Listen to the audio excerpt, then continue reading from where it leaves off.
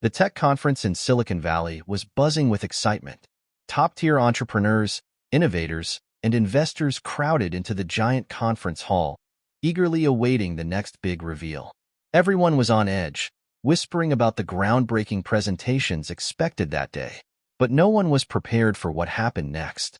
A 7-year-old boy stood at the podium, adjusting his oversized glasses and staring out at the audience with an air of quiet confidence. Max Johnson wasn't like the other presenters. He wasn't wearing a suit, nor did he have a team of people behind him. Instead, he wore a simple t-shirt and jeans, his hands clutching a small, sleek device no one had ever seen before. Hit subscribe and leave a comment with where you're watching from. This story might just spark a new beginning. What's one thing that always pushes you forward, even when things get tough? The audience murmured, not sure whether to be amused or concerned. Some raised their eyebrows, skeptical of a child taking the stage, while others wondered if this was some sort of viral marketing stunt. Elon Musk, sitting near the front, glanced over at the young boy. His expression was one of curiosity mixed with caution. Elon had seen his fair share of impressive technological innovations, but this was different. "Ladies and gentlemen," Max said, his voice steady and calm, "this is a device that can read your mind." The room fell silent. Elon's ears perked up and his gaze sharpened. He leaned forward, intrigued despite himself. Max clicked a button on the device. A projector screen on the side of the stage flickered to life, displaying a simple line of code. It wasn't much to look at, but the moment the code began to run, a strange, eerie silence took over the hall. Max turned to the audience, smiling. "Watch closely," he said, tapping the device again. A message appeared on the screen.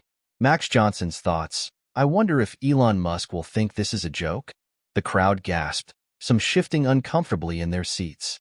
How could that be? How could a device read someone's thoughts? And then, the mind-bending part happened. Max's thoughts were now visible to everyone in the room. Elon Musk's thoughts, "This can't be real, but if it is, it changes everything." The room went from murmurs to full-blown chaos. Elon's heart raced, his mind working furiously. It was a simple demonstration, but the implications of this technology were vast, beyond anything he had ever imagined. Max turned to Elon and said, "Would you like to try it, Mr. Musk?" Elon blinked, his pulse quickening. The boy was serious. He stepped forward, now fully engaged. "Okay," he said slowly, trying to hide his growing unease. "Let's see what it can do." Max adjusted the device and handed it to Elon. Elon hesitated for a moment before putting the device on his temple. It was cold to the touch, and it felt strangely invasive, as if it were prying into his very soul. The projector screen flickered again, and then, there it was. Elon Musk's thoughts, "This child is a genius or a dangerous mind." Elon's face remained impassive, but internally, his thoughts were racing. This device, this little piece of tech, had the potential to change the world or destroy it. What if it fell into the wrong hands? What if governments or corporations used it to manipulate people's private thoughts? The consequences were chilling. He pulled the device off his temple, his mind whirling. The demonstration was far from over, but Elon already knew that this moment had altered the course of technology forever. Max, oblivious to the panic setting in, smiled proudly. "It works, doesn't it?" Elon's voice was low, almost a whisper. "It works, all right, but at what cost?" Max Johnson wasn't your typical 7-year-old. Most kids his age were busy with school, playground games, and cartoons, but Max's life had always been different. He was the child prodigy, the one who seemed to understand complex theories before most adults could even grasp the basics. People often told his mother, Clara, that she was raising a genius, but she never quite believed it. Until now, Clara sat in the small, cluttered kitchen of their modest home, sipping a cup of coffee.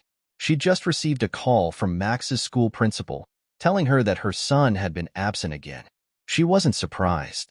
Max had always preferred to spend his time in his room, surrounded by stacks of books and disassembled electronics. His interests were beyond his age, and Clara had long stopped trying to direct him toward more typical childhood activities.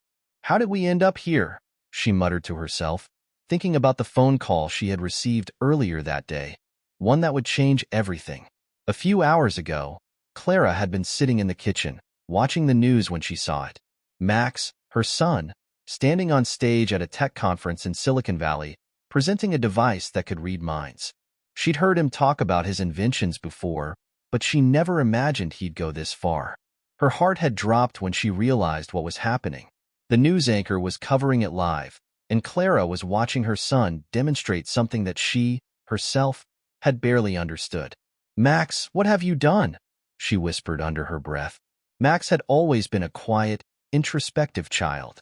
Clara had often worried that he wasn't social enough, that his genius might isolate him from the world. But he never seemed to mind.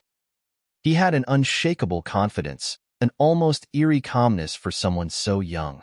While other children his age struggled with their emotions and understanding the world around them, Max seemed to have it all figured out, at least in his own way. Clara knew that Max's obsession with technology started early. When he was just 3, he dismantled their old microwave to figure out how it worked. At 5, he built a working model of a robot from spare parts. By 6, he was already reading scientific journals and coding in multiple programming languages. She never fully understood the extent of his abilities until the day he came to her with the mind-reading device. It had been a typical afternoon when Max entered the kitchen holding a small, rectangular object. "I've figured it out, Mom," he said, his voice calm yet determined. Clara had smiled, thinking it was just another one of his curious projects, but then he explained, "I've invented something that can read minds. I've tested it already, and it works." Clara had tried to laugh it off, thinking it was some elaborate joke, but as Max showed her the device, her eyes widened. The device, although rudimentary, emitted a soft blue glow when activated. Max demonstrated it by placing it on his own temple, and sure enough, words appeared on the screen. A string of text from his own thoughts. She had been stunned. At first, Clara had been scared. What kind of world would her son create if this technology spread? But Max was insistent. "Mom, it's not about power or control," he argued. "It's about understanding. Imagine a world where we can truly understand each other, where there's no need for miscommunication." Clara had tried to explain the dangers to him, reminding him that not everything needed to be shared, that privacy was a fundamental right. But Max wasn't interested in hearing about the dangers. He was too consumed by the idea that he had unlocked something profound, something that could change the way the world operated. And now, here he was, standing on stage, presenting it to the world, with none of the usual safeguards. Clara's heart sank as she thought about the possible consequences. Who would control this technology? Could Max handle the weight of something so powerful? Back at the tech conference, Elon Musk was still reeling from the demonstration. He couldn't shake the images of his thoughts appearing on the screen for everyone to see. The implications of Max's invention were staggering. This wasn't just another gadget. It was a revolution in human understanding. A revolution that could change the course of human history or destroy it. Elon had seen a lot in his time, but nothing like this. His mind raced, imagining the possibilities. On one hand, mind-reading technology could be used to foster understanding and empathy. Imagine the ability to instantly communicate without the barriers of language, the misunderstandings that often led to conflict. It was a dream come true for someone who had spent his career working on solutions for humanity's most pressing challenges. But on the other hand, the dangers were clear. Privacy was already being eroded in the digital age, but this device took it to a new level entirely. What if someone used it to manipulate people's thoughts, to control them? What if governments or corporations used it to monitor every citizen's thoughts, eliminating any trace of free will? He looked back at Max, who was still standing confidently at the podium, waiting for feedback. The boy's expression was almost serene, unaware of the storm he had just stirred. Elon was reminded of his younger self, driven, brilliant, but without the experience to understand the consequences of his own creations. Elon stood up slowly, feeling the weight of the moment. He walked up to the stage, eyes fixed on Max. The room grew silent, all eyes on the tech mogul. When Elon reached the podium, he paused for a moment, considering his words carefully. This wasn't a conversation he could afford to take lightly. Max, he said, his voice steady, what you've shown us today is remarkable, but I need to ask, what are you planning to do with this device? Do you realize what you've just unleashed? Max looked up at him, his expression unchanged. I don't think I've unleashed anything, Mr. Musk. I think I've unlocked something. I've given people the ability to understand each other. Isn't that what we need? Elon's heart sank as he realized that the young boy saw only the potential for good. Max didn't fully understand the implications of what he had done. He was too young to grasp the complexities of the world. I understand the appeal, Elon said, but you need to think about the consequences. This kind of power, it can be dangerous. It can be exploited. Max's eyes narrowed slightly. I don't believe that. If we can't trust people with our thoughts, then what's the point of having thoughts at all? Elon stared at the boy for a long moment. For all of Max's intelligence, he lacked the wisdom that came with age and experience. Elon didn't know what would happen next, but one thing was clear. Max's invention was going to change everything. The world wasn't ready for it. Not yet. The morning after the conference, the tech world was still abuzz with Max Johnson's stunning revelation. News outlets were scrambling to get interviews with the young prodigy, and social media was flooded with debate over the ethical and practical implications of the mind-reading device. Some hailed it as the future of communication, while others feared the potential dangers of such a powerful technology. Max's invention had triggered an avalanche of conversation, and Elon Musk was right in the middle of it all. In the past 24 hours, he'd received hundreds of messages, emails, and phone calls, from investors eager to back the project, to government officials requesting meetings, to concerned activists warning about the risks. The more Elon thought about it, the more complicated the situation became. He spent the night mulling over his options. He knew that if this technology was allowed to spread unchecked, it could change the world in ways that were hard to predict. But he also knew that there was potential for great good. The idea of eliminating misunderstandings, creating a world where people could truly understand each other's thoughts, that was a vision he could get behind. Yet, as he sat in his office the following morning, Elon couldn't shake the feeling that this could also be the beginning of something much darker. Max's mother, Clara, called him early in the morning.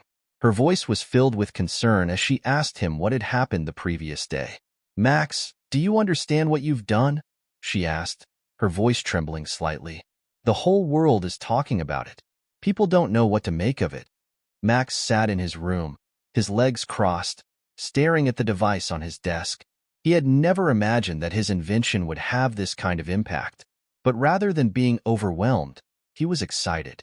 His thoughts were consumed by the possibilities of what could be achieved with this device. He couldn't stop thinking about the future where people's minds could be fully understood, where there were no barriers, no secrets. "Mom," Max said, his voice calm and matter-of-fact, "it's going to be okay. The world needs this. People need to be able to understand each other." Clara was silent for a moment, her heart heavy with worry. "But the world isn't ready for it, Max. There are dangers. People can't just start reading each other's minds without thinking about the consequences. You have to be careful." Max didn't respond. He had already made up his mind. He believed in the power of his invention, and he wasn't going to back down. Elon arrived at the office early that morning, his mind still spinning from the events of the previous day. His head was filled with questions. What if Max's invention could bring about a new age of communication? What if it was the key to unlocking human potential? But what if it was also a tool for tyranny and control? What if it led to the collapse of privacy as we knew it? As he walked through the halls of SpaceX headquarters, he noticed a few of his engineers discussing the device in hushed tones. One of them, a bright young woman named Sarah, caught his eye. "Mr. Musk," she said, stepping toward him, "we've been looking at Max Johnson's device. It's impressive. In fact, we believe it's possible to improve on the design, make it more stable and efficient." Elon nodded, but his mind wasn't on the technology. "I don't think you understand," he said, his voice low. "This isn't just a new gadget. This is a potential game changer. It could reshape the world in ways we can't even predict. We have to be careful." "I get it," Sarah replied, her face serious. "But don't you think we're overthinking it? If it works, why not push forward? Imagine the breakthroughs in communication, in understanding each other. We could solve so many of the world's problems with this technology. Elon stared at her for a long moment. She was right in a sense. The possibilities were staggering. But there was one thing that kept gnawing at him: control. Whoever controlled the mind-reading device would have unimaginable power. "I'm not sure the world is ready for this," he said finally. "We need to test it first. We need to see what it's really capable of before we make any decisions." Later that afternoon, Elon arranged a private meeting with Max and Clara. He had a million things running through his mind, but one thing was clear. He needed to understand this invention, not just as a piece of technology, but as a potential force that could change the course of humanity. The meeting was held in a secure, windowless conference room at SpaceX headquarters. Max arrived with his mother, Clara, looking excited but nervous. Elon gestured for them to sit, and the meeting began. "I've been thinking a lot about your device, Max," Elon said, leaning back in his chair. "It's impressive, but we need to understand it better. The last thing I want is for this to go viral without us fully grasping the potential consequences." Max nodded eagerly. "I agree. That's why I brought it here. I want to show you exactly how it works." He pulled the device from his bag and set it on the table. The device was small and sleek, with a few buttons and a small screen. Max explained how it worked, how the device could detect electrical signals from the brain and translate them into readable text or images. It wasn't perfect yet, but Max had already made significant progress. Elon felt a growing sense of urgency as Max spoke. The technology was raw, unrefined, but it was undeniably real. The potential was limitless. "Let's do a test," Elon said, his voice serious. "I want to see how this works under controlled conditions. We need to know if this is something that can be trusted." Max's face lit up. "I'm ready. Let's see what it can do." Elon placed the device on his temple, feeling a slight discomfort as the electrodes made contact with his skin. He closed his eyes, waiting for the device to connect. After a few moments, the screen lit up, displaying a series of words that made Elon's stomach churn. Elon Musk's thoughts: "This is insane. What have I gotten myself into? Can I really trust this kid with something so powerful?" Max's eyes widened as he saw the words appear on the screen. "It works," he said, clearly excited. But Elon's expression remained grim. "This is exactly what I'm talking about," Elon said, his voice low. "The moment we start using this, there's no going back. Everything we think, everything we feel, it's all exposed." Clara, who had been silent until now, spoke up. "Max doesn't understand Elon. He's too young to grasp the consequences. This technology could change everything. You can't just let it out into the world without understanding the risks." Max looked at his mother, hurt. "I understand, Mom. I know it's a big responsibility, but this is the future. People deserve to know what each other are really thinking. No more secrets." Elon stood up, his mind racing. "Max, you're not thinking about the consequences. This isn't just a tool. This is a weapon." Max's eyes flashed with a mixture of confusion and determination. "No, Mr. Musk. This is the future. You'll see. The world will be better because of it." As Max spoke, Elon felt a growing sense of dread. The weight of this decision was heavier than anything he had ever faced. Max's invention had the potential to either unite humanity or tear it apart. And as much as Elon wanted to believe in Max's idealism, he couldn't ignore the dark side of what they had just uncovered. The days following the test were a whirlwind. Elon Musk couldn't shake the feeling that something had irrevocably changed. What had started as a small demonstration at a tech conference had now morphed into a global phenomenon. News outlets, social media, and influential tech blogs were covering Max Johnson's mind-reading device nonstop. Some heralded it as the breakthrough of the century, while others feared it was the beginning of the end for personal privacy and free will. Elon spent countless hours trying to make sense of it all. He had always been the one pushing the boundaries of technology, but Max's invention had introduced a new realm of possibility, one that he wasn't sure humanity was ready to handle. Despite his growing concerns, Elon agreed to take the next steps. He had already reached out to a few trusted engineers and ethicists, asking them to help him evaluate the potential risks and benefits of the mind-reading device. They had agreed to meet later that week to discuss the next course of action. But for now, Max was still at the center of it all, his invention sparking debates in every corner of the world. Clara Johnson, Max's mother, had been trying to keep her son grounded amidst the chaos. Max, for all his brilliance, was still a child who had just unleashed a technology that could change the course of humanity. Clara had seen the excitement in her son's eyes when he talked about his device, but she had also seen the consequences that were starting to ripple out from his invention. People were clamoring to get their hands on it, eager to learn how they could use it, but nobody was talking about the potential for harm. As she sat at the kitchen table, reading through the latest headlines, Clara's phone buzzed. It was a text from Elon Musk. "Elon Musk, we need to meet again. This is moving faster than I anticipated. Too many people are interested in the device. Some want to exploit it." Clara felt a knot form in her stomach. She had known this was coming, but reading it in black and white made it all the more real. The pressure was mounting. Elon was right. The device had the potential to do incredible good, but it also carried an equal measure of risk. Who would control it? And more importantly, who would prevent it from being misused? Max was still in his room, tinkering with the device. He had made some improvements in the past few days, refining the technology further. He wasn't thinking about the consequences. He was thinking about the future. He truly believed that the mind-reading device could solve many of the world's problems. If only people could understand each other's thoughts, if only they could see what was going on inside each other's minds, everything would be different. No more secrets. No more lies. Just pure, unfiltered truth. Clara knocked on Max's door. "Max, we need to talk." Max didn't look up from the table, where he was focused on adjusting the device. "Not now, Mom. I'm working on something." Clara stepped into the room and sat down across from him. She watched as he fiddled with the small device in his hands, his brow furrowed in concentration. "Max," she said gently, "I need you to understand something. You've created something amazing, but there are risks. Serious risks." Max finally looked up, his blue eyes bright with excitement. "I know, Mom, but this is the future. People will understand each other like never before. Can you imagine a world where everyone knows exactly how the other person feels, what they're thinking?" Clara took a deep breath. "I can imagine it. But it's not all good, Max. This kind of technology can be misused. People's thoughts are private, and that privacy is sacred. Do you understand that?"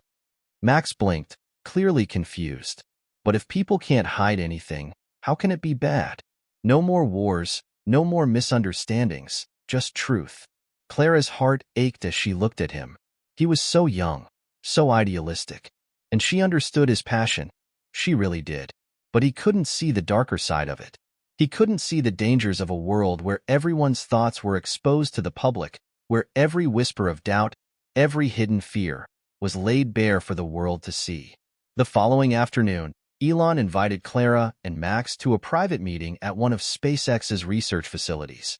He had gathered a small team of engineers, ethicists, and cybersecurity experts to help evaluate Max's device. The tension in the room was palpable.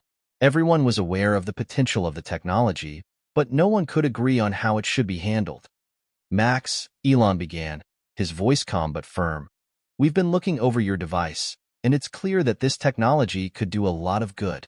But there are dangers we haven't even begun to consider." Max nodded, but his eyes were filled with determination. "I've thought about it. The world needs this, Mr. Musk. Think about the possibilities. We could end hunger. We could solve world conflicts. We could help people understand each other like never before." One of the engineers, a woman named Sarah, interjected. "It's not that simple, Max. We're talking about something that could violate people's most private thoughts. If this device falls into the wrong hands, it could be used for manipulation, coercion. Imagine what governments could do with this kind of power." Max frowned. "You're wrong. People will use it for good. There's no need to worry about abuse. It's about connection, not control." Elon rubbed his temples, feeling a headache coming on. "Max, we're not talking about a simple gadget here.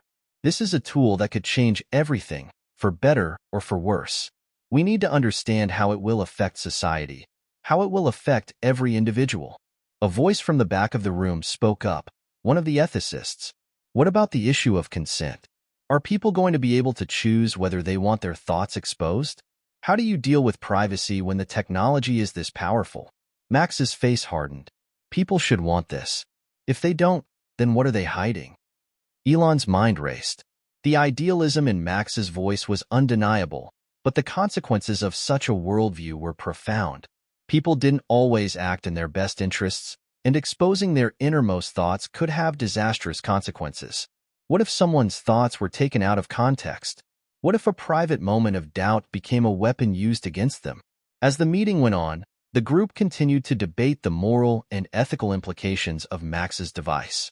Some argued that it could revolutionize communication, while others warned that it could destroy the very fabric of society. Clara watched her son closely, her heart heavy with the knowledge that the path they were about to take could not be undone. Max, however, remained resolute. "I've created something that can help people," he said quietly. "It's not a weapon. It's a gift." Elon, who had been listening intently, finally spoke up. "Max, I believe you. But the world isn't ready for this kind of change. We can't just give people the ability to read minds without understanding what it means for their freedom, their privacy, their identity." Max looked at him, his expression filled with confusion and frustration. "Then what should we do? Keep it hidden? Pretend it doesn't exist?" Elon's eyes softened. "No, Max. We need to take our time. We need to fully understand what we're dealing with before we let it loose on the world. I know you want to help, but there are risks we can't ignore." Max's eyes flickered with doubt, but he said nothing. The weight of Elon's words hung in the air, and the room fell into an uneasy silence. The tension in the room was thick, almost palpable. After hours of intense discussion, Elon and the rest of the team had agreed to put the mind-reading device through a series of tests, but under very strict conditions. The stakes were too high, and the risks too great to rush into any decisions. Max, Clara, and Elon all left the meeting with the unsettling knowledge that what they were dealing with had far-reaching implications they still couldn't fully grasp. That night, as Max lay in bed, his mind raced with possibilities. The technology was there. He knew it. The world had just witnessed a glimpse of what it could do. Yet, in the back of his mind, there was a nagging doubt, a feeling that maybe, just maybe, people weren't ready for what he had created. Still, his optimism pushed these thoughts aside. His vision for a better world, a world where people could finally understand each other without the barriers of communication, kept him awake. As he tossed and turned, he couldn't shake the image of the world as it could be, a world of total transparency, where no thought was hidden, where trust was not something that could be broken. There would be no more secrets, no more misunderstandings. It would be a world where pain, loneliness, and conflict would be things of the past. He had to see it through. The next morning, Elon was back at his desk at SpaceX, sifting through documents and proposals. He had a million things on his plate, but his thoughts kept drifting back to Max's device. The team had started testing it in controlled environments, running simulations, and monitoring the reactions of subjects who wore the mind-reading device. So far, the results were inconclusive. The technology worked, yes, but it was still too raw, too unrefined. There were too many variables to account for. His thoughts were interrupted by a sudden ping from his assistant. A news alert popped up on his screen. It was from a major online platform. The headline made Elon's heart skip a beat. "Breaking. Mind-reading device leaked to the public. Chaos ensues." Elon immediately clicked the link, his eyes scanning the article. It didn't take long for the gravity of the situation to hit him. Someone had hacked into the system running Max's device, bypassing all security protocols, and released the technology into the wild. The device had been leaked to the public. Elon's mind raced. He immediately picked up his phone and dialed Clara's number. It rang several times before she picked up, her voice strained with obvious concern. "Elon, what's happening?" "I just saw the news," Clara said, panic rising in her tone. "I don't know, but it's bad. Someone hacked into the system and released the device to the public. It's out there now. It's already being used, and we don't know who's using it or how they're using it." Clara's voice trembled. "Max, he didn't do this, did he?" "No," Elon said, his tone firm. "Max didn't do this. But this is exactly what we were afraid of. This technology is too powerful to be out there without any safeguards. We need to act quickly. Clara's breath hitched. What do we do? How do we stop it? Elon's mind was already racing with plans. They needed to find the source of the leak, trace it back to the person responsible, and shut it down. But more than that, they needed to figure out how to control the spread of the technology. The device had the potential to spiral out of control, and the consequences could be catastrophic. I'm going to call Max, Elon said. We need to get to the bottom of this fast. Meanwhile, Max had no idea what was happening. He had spent the entire morning working on refining his device, making it more accurate, more intuitive. He was so focused on his work that he didn't check his phone, didn't even hear the constant buzz of notifications coming in. When he finally took a break and checked his messages, he was hit with an avalanche of text alerts, emails, and news updates. His heart dropped as he read the headlines. He watched video clips of people using the device in public spaces, in cafes, at parks, and even on the street. Some of them seemed to be using it as a game, while others appeared to be exploiting it to manipulate or embarrass others. The weight of what had just happened hit him hard. His device, the one he had created with the intention of bringing people closer together, had now become a tool for invasion and exploitation. It was being used without consent, without any thought of the consequences. Max's hands shook as he stared at his phone. His mind raced as he tried to process the enormity of the situation. He had always known there would be challenges, but this was beyond what he could have ever anticipated. Elon and Clara arrived at Max's house within the hour. Max was sitting at his desk, his face pale as he scrolled through his phone, still trying to comprehend what had happened. When he saw Elon and Clara enter the room, his eyes were wide with fear. "Max, you need to explain what's going on," Elon said, his voice tight with frustration.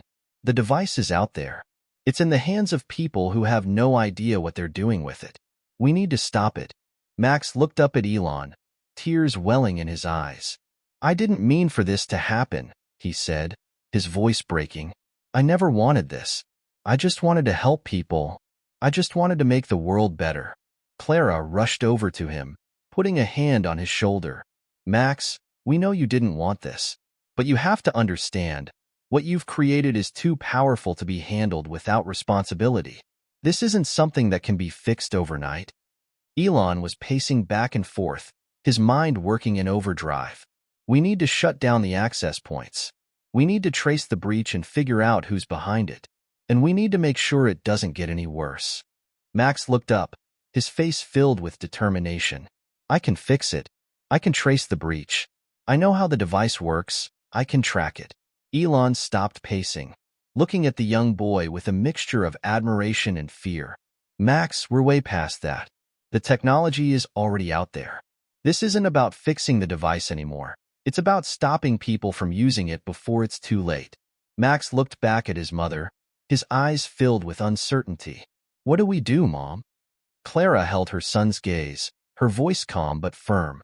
"We need to shut it down, Max, and we need to make sure it never happens again." The next few hours were a blur of frantic calls and urgent meetings. Elon and his team worked around the clock to contain the breach, while Max and Clara stayed by his side, watching as their creation spiraled out of control. Despite their best efforts, the device had already begun to infiltrate the masses. It spread quickly, faster than they could shut it down. People were now using the mind-reading technology to manipulate, expose, and control each other in ways no one had anticipated. The world was suddenly facing a new reality, one that was filled with uncertainty, fear, and chaos. The situation had spiraled beyond anyone's control. What had started as a promising technological breakthrough was now an out-of-control wildfire. People across the world were using Max's device in ways that no one could have imagined. Some were simply curious, trying it out in public places, while others were using it with far more malicious intent, manipulating others, violating privacy, and exploiting personal thoughts for personal gain. Elon Musk sat in his private office at SpaceX, the weight of the world on his shoulders. His thoughts were a blur, his mind unable to focus. For the first time in his career, he felt like he was facing a crisis too large to handle. He had always thrived in the face of adversity, But this was different. Max's mind-reading device wasn't just a piece of technology. It was a Pandora's box that could never be closed once it had been opened. Max and Clara sat in the waiting room just outside Elon's office. Max had barely said a word since the breach was discovered. His hands were clenched into fists, his small face creased with worry. Clara sat beside him, her hand gently resting on his shoulder, trying to comfort him as best she could. She had always known Max was special, but she had never imagined that his genius would come with such dire consequences. Max had a natural ability to understand people, to see into their hearts and minds. But now, for the first time in his life, he was seeing the world as it truly was, flawed, dangerous, and unpredictable. He had thought his invention could change everything for the better, but now he was realizing that some things were meant to remain hidden. Elon opened the door to his office and gestured for them to come in. His expression was grim, but there was a fire in his eyes, something that told Max and Clara that he hadn't given up yet. "Max," Elon began, "we need to make a plan. This isn't just about stopping the leak anymore. It's about regaining control of the narrative. We need to make sure this doesn't get any worse." Max nodded, his heart pounding. He didn't know how they could fix it, but he wanted to help. He had to. "I'll do whatever it takes, Mr. Musk," Max said, his voice steady but tinged with fear. "I never meant for any of this to happen." "I know you didn't, Max," Elon replied, his voice softening for a moment. "But now it's about finding a solution before things get out of hand." The next few days were a blur of meetings, strategies, and frantic attempts to shut down the mind-reading device's widespread use. Elon and his team at SpaceX had already identified the source of the leak, a hacker group that had managed to break into the system and bypass the security protocols. But even with the hacker group identified, Elon knew that controlling the spread of the technology was far more complicated than simply shutting down the system. The device had already spread like wildfire across the internet and through underground channels. People were using it in ways that were beyond anything Max had anticipated. It was clear now that this was no longer just a tech issue. It was a global security issue. Elon had called in some of the brightest minds from Tesla, SpaceX, and other companies to help formulate a plan. They needed a way to regain control over the technology and fast.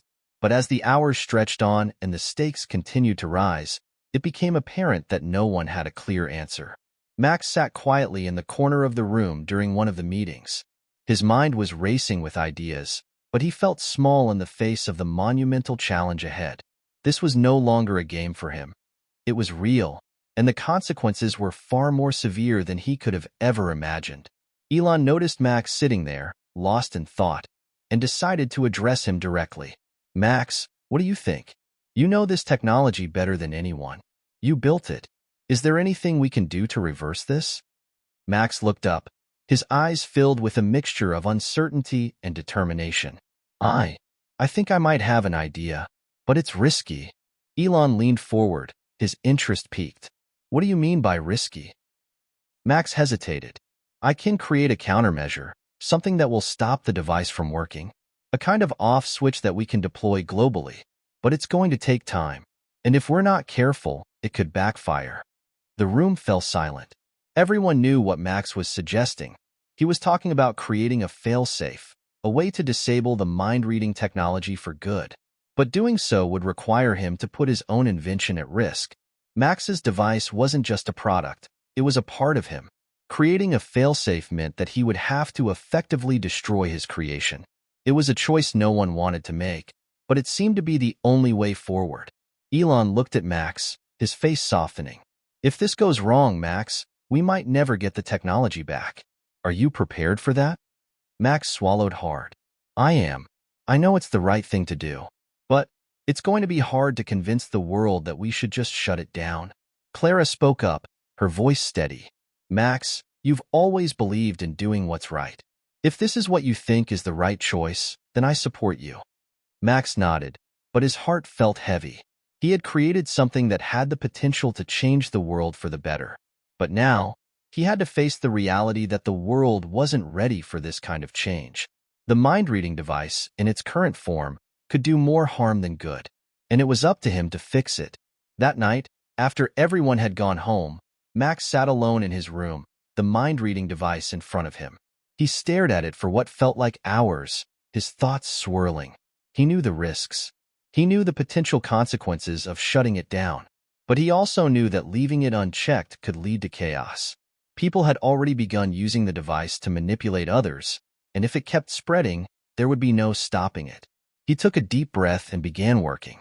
Max's fingers flew over the device's controls as he started coding the countermeasure. It wasn't an easy task. He had to rewrite the core functions of the device without completely destroying it. But with every line of code, he felt a sense of control. It was a way to fix his mistake, a way to stop the technology from being misused. But deep down, a part of him couldn't help but feel the weight of the decision. He was shutting down his own creation. It felt like a betrayal, even though he knew it was necessary. The following day, Elon and Clara returned to Max's house to see the progress. Max was exhausted but determined. He had nearly completed the failsafe code. Now, they needed to figure out how to deploy it globally. Elon nodded, impressed with how quickly Max had worked. But the question remained. How would they get the world to accept this shutdown? How would they convince people to let go of something so powerful? Max, Elon said, we have to be careful.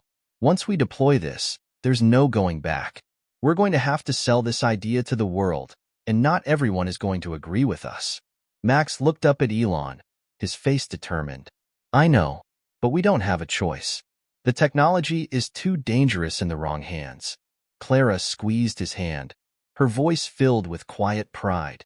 You've done the right thing, Max. But Max wasn't so sure. As he prepared to push the final button that would begin the global shutdown, he couldn't shake the feeling that something even bigger was coming, something they weren't prepared for. Max sat at his desk, his fingers hovering above the keyboard, ready to execute the final line of code that would deploy the failsafe. His mind was a whirlwind of thoughts, doubt, determination, and fear. He had created something that could change the world, but now he was about to destroy it. The weight of that decision pressed down on him, heavier than any burden he had ever felt before. In the room with him, Clara and Elon stood silently, watching him. Clara's expression was one of quiet concern, but also support. She knew how much this invention meant to Max, but she also understood why it had to be done. Elon, on the other hand, looked more anxious than Max had ever seen him. Even with all his experience in handling high-stakes situations, there was something about this moment that made it feel different. The world was about to change in ways they couldn't yet comprehend. Elon, Clara, Max said, his voice steady but filled with uncertainty. Once I do this, the device will be useless. It'll stop working for everyone. It doesn't matter if they're using it for good or bad. The technology will be gone. And once it's gone, there's no way to bring it back.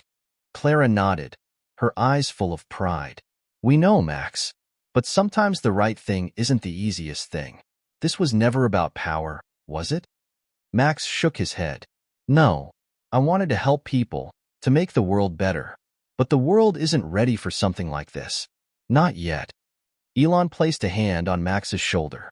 You've done more than most people could in a lifetime, Max. The fact that you can step back and make this decision means you understand the bigger picture. I'm proud of you. Max took a deep breath, his fingers slowly moving toward the keyboard. The moment felt like an eternity. He thought about the future, about how this device, in the wrong hands, could lead to manipulation, violence, and control. How it could strip away the very things that made people human. Their privacy, their autonomy, and their ability to think freely.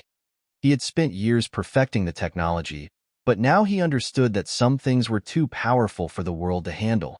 This was one of those things. The technology had been designed to connect people, to bring them closer together. But now, all it had done was expose the darkest corners of the human mind. And Max realized that even the best intentions could have disastrous consequences. With a final, decisive movement, Max hit the key. The failsafe was activated. His invention, the mind-reading device, would no longer work. For a moment, there was silence.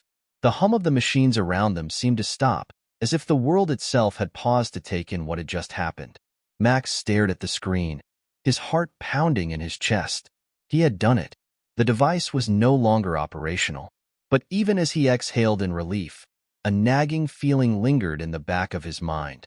Had they done the right thing? Had they truly prevented something far worse from happening, or had they just made a terrible mistake? Hours later, the news began to spread. Max, Elon, and Clara were glued to the live streams and news broadcasts that were now flooding every platform. The global shutdown of the mind-reading device had made headlines worldwide. The device, which had once been the symbol of a new era in communication and understanding, was now nothing more than a failed experiment. Some were relieved. People who had been worried about the ethical implications of the technology, the potential for mass surveillance, and the invasion of privacy, expressed their support for the shutdown. Social media was flooded with hashtags like #StopTheDevice and #MindYourBusiness, with users praising the decision to pull the plug on the technology. But not everyone agreed. The other side of the story was just as loud, if not louder. People who had embraced the technology were furious. Many claimed that the shutdown was an affront to their freedom. They argued that the device had given them a new sense of connection, understanding, and empathy. It had allowed them to communicate in ways they had never thought possible. And now it was gone, all because of one decision by a young boy. "What right do they have to take this away from us?" one user wrote. "This is the future. This is progress." Another post read, "Elon Musk and Max should be ashamed of themselves. They had the power to change the world, and they let fear control them." Max watched the messages come in, his stomach sinking. He had always known that his invention would be controversial, but seeing the backlash so immediately and intensely was harder than he had expected. People weren't just mad, they were outraged. They felt betrayed. He turned to Elon, who had been watching the same feeds. "What if we've made a mistake?" Max asked quietly. "What if the world was ready for this? What if we could have controlled it, refined it? What if we've just destroyed the opportunity for something better?" Elon didn't answer immediately. He turned away from the screen and placed a hand on Max's shoulder. "Max, sometimes the greatest breakthroughs are the hardest ones. You made the right choice, but that doesn't mean everyone will see it that way. In time, they'll understand." Clara spoke up then, her voice soft but firm. "Max, what you did wasn't easy. But you've shown the world that you care more about people than about being famous or rich. You chose to protect others, even at the cost of your own dream." Max nodded slowly, feeling a sense of weight lift from his chest. He had done the right thing, hadn't he? But as he looked at the angry comments and the arguments that raged online, he couldn't help but wonder if the decision to shut the device down was just the beginning of an even bigger conflict. The following days were a whirlwind of controversy. News outlets around the world debated the shutdown. There were think pieces, op-eds, and interviews from every corner of the globe. Some people praised Max and Elon for their caution, while others condemned them for taking away what they saw as the future of human communication. But amidst the noise, something else was happening. The story of the mind-reading device began to evolve. People weren't just talking about the technology anymore. They were talking about the implications of it. They were debating what it meant for the future of privacy, personal freedom, and the very nature of what it meant to be human. Max's invention had sparked a conversation that was much bigger than any one person. And while it was clear that the technology was not ready for the world, the questions it raised were ones that would not go away. Elon looked at Max, his face serious. "You've started something here, Max. The world won't forget this, and neither will we."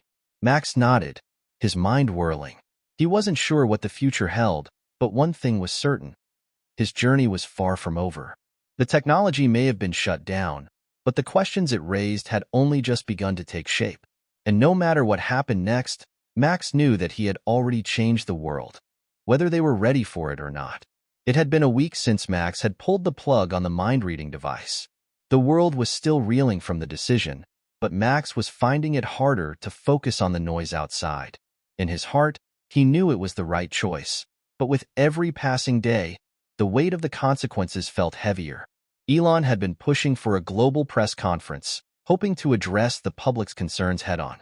It was clear that the controversy wasn't going away anytime soon, and they needed to steer the narrative before it completely spiraled out of control. Max, however, was reluctant. He had never liked the idea of being thrust into the spotlight, especially when it felt like he was the one to blame for taking away something that had captivated so many people. "I don't know if I'm ready for this, Mr. Musk," Max said one afternoon as they sat together in a meeting room at SpaceX. "It feels like people are angry at me. I mean, I didn't ask for any of this. I just wanted to make a difference." Elon leaned back in his chair, his gaze thoughtful. "I get it, Max. But sometimes, the best way to make a difference is to face the consequences of your actions head-on. People are looking for someone to blame, but if you don't speak out, they will just create their own narrative. You have the chance to explain yourself and help the world understand why you did what you did." Max frowned. "But what if they don't understand? What if they just hate me for it?" Clara, who had been sitting quietly across from them, spoke up. "Max, you're not alone in this. You've always had a vision for the future, and sometimes that vision means making hard choices. If we don't take control of this story, someone else will. And you know that's never a good thing." Max hesitated. Clara was right. As much as he dreaded the idea of facing the media, it was becoming clear that he had no choice. The longer he stayed in the shadows, the more the world would fill in the blanks themselves, and he wasn't sure that was a risk he was willing to take. The day of the press conference arrived, and Max found himself standing in front of a sea of cameras and microphones. The auditorium was packed with journalists, influencers, and tech experts, all eager to hear from the young inventor who had made headlines around the world. There was a buzz in the air, a palpable sense of anticipation that made Max's heart race. Elon, standing beside him, gave him a reassuring smile. "You don't have to do this alone," he said softly. "We're in this together." Max nodded, but his palms were slick with sweat. He wasn't used to being the center of attention, especially not in a room filled with people who might not understand him. The lights dimmed, and a hush fell over the crowd as the moderator stepped up to the microphone. "Good afternoon, everyone," the moderator began. "Thank you for being here today. We're here with Elon Musk and Max, the young inventor who has stunned the world with his revolutionary mind-reading device. Max, I have to start by asking, why did you shut down your invention? What led to that decision?" Max took a deep breath and stepped forward to the microphone. The weight of the question hung in the air. He had rehearsed for this moment, but now that he was standing in front of the world, the words felt like they were trapped inside him.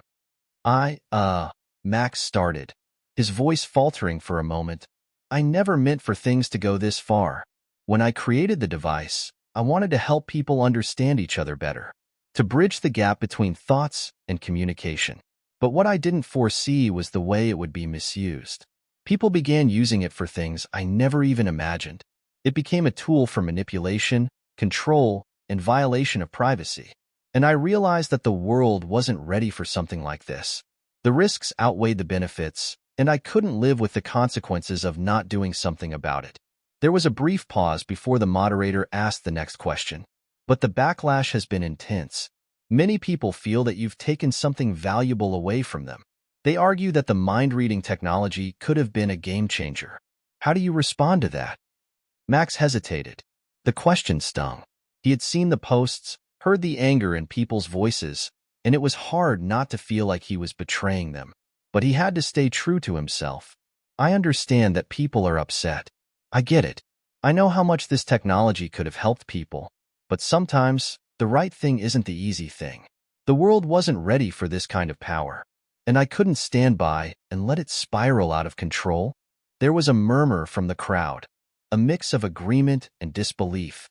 Max could feel their eyes on him, but he didn't look away. He had made his choice. He couldn't undo it, but he could explain why he had made it. The press conference continued with more questions, some challenging, others supportive. Max spoke honestly, but it was clear that the public wasn't ready to let go of their anger. The debates raged on for days. Some praised Max for his maturity and integrity, while others condemned him for robbing them of a chance to change the world. But as the days passed, the debate shifted. People started to realize that the conversation wasn't just about Max's device anymore.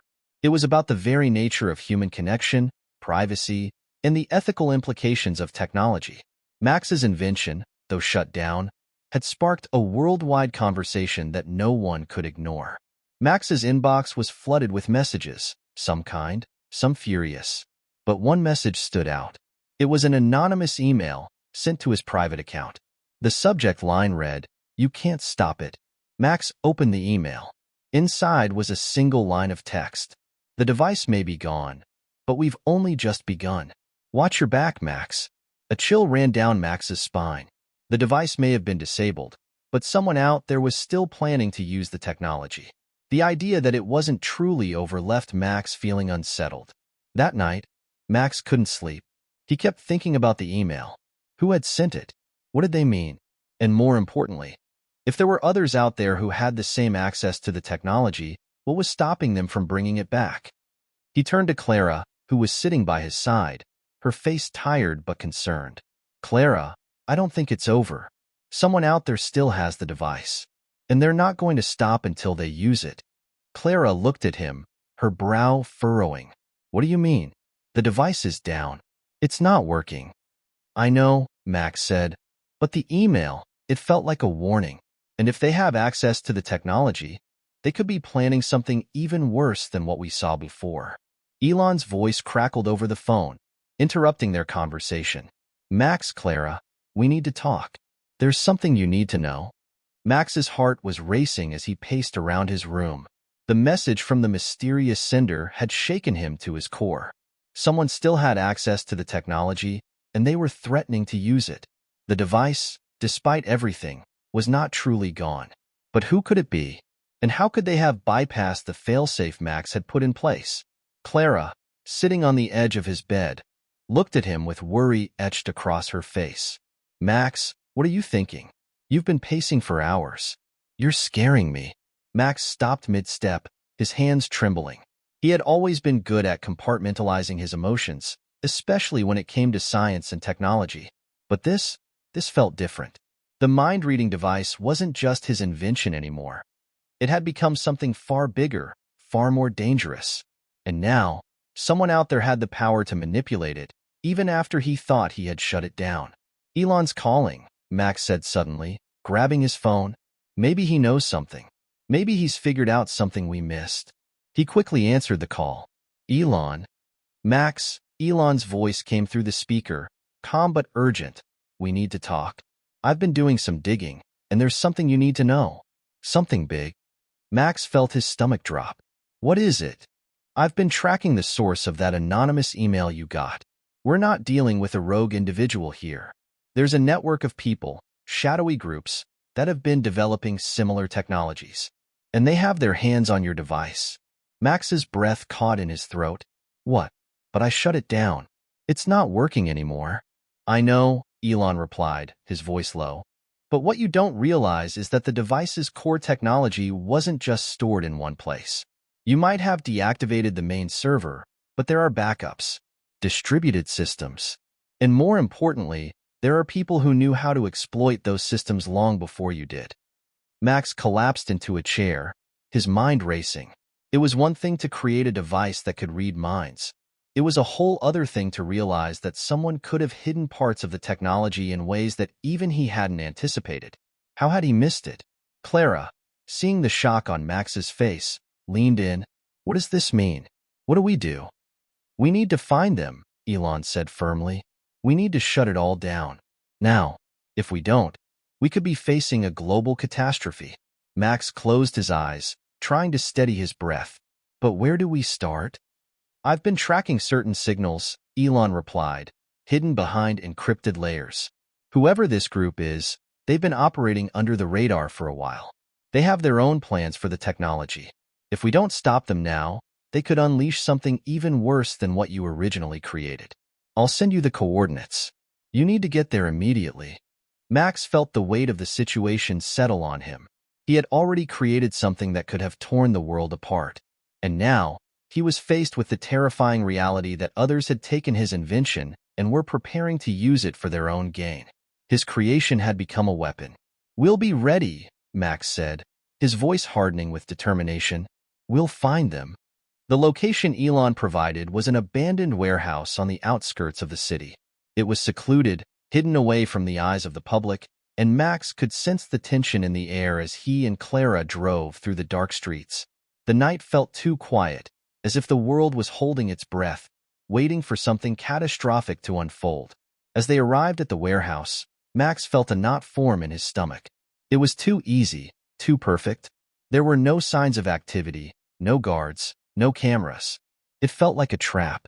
Clara glanced at him, her expression as tense as his own. "Do you think this is a setup?"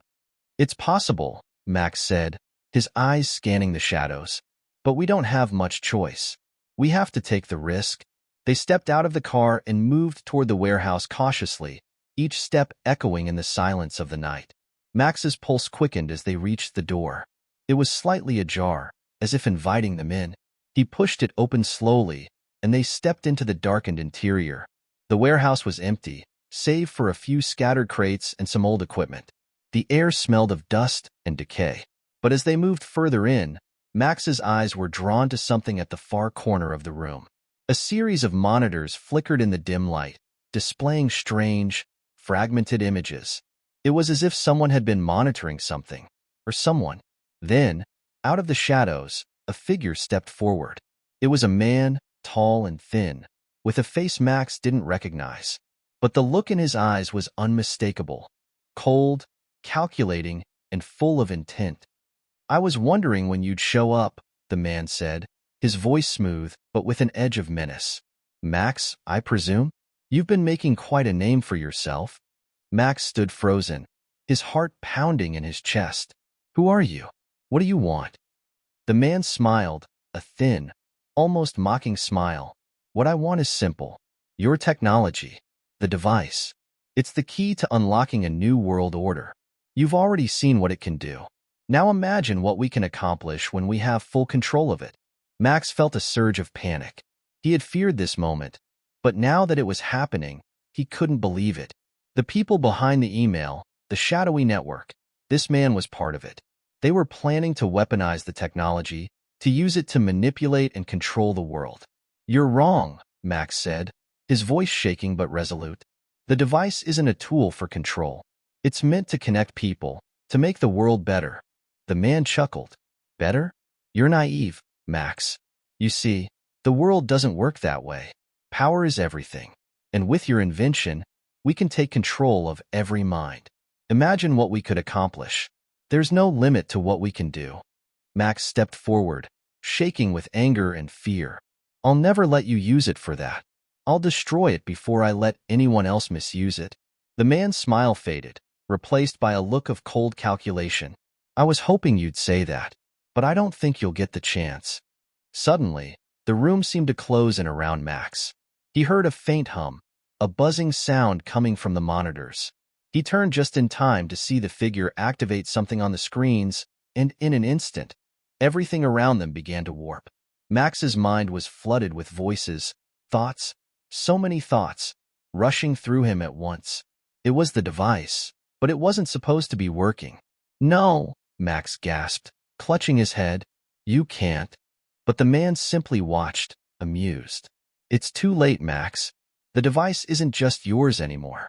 Welcome to the real world. Hit subscribe and leave a comment with where you're watching from.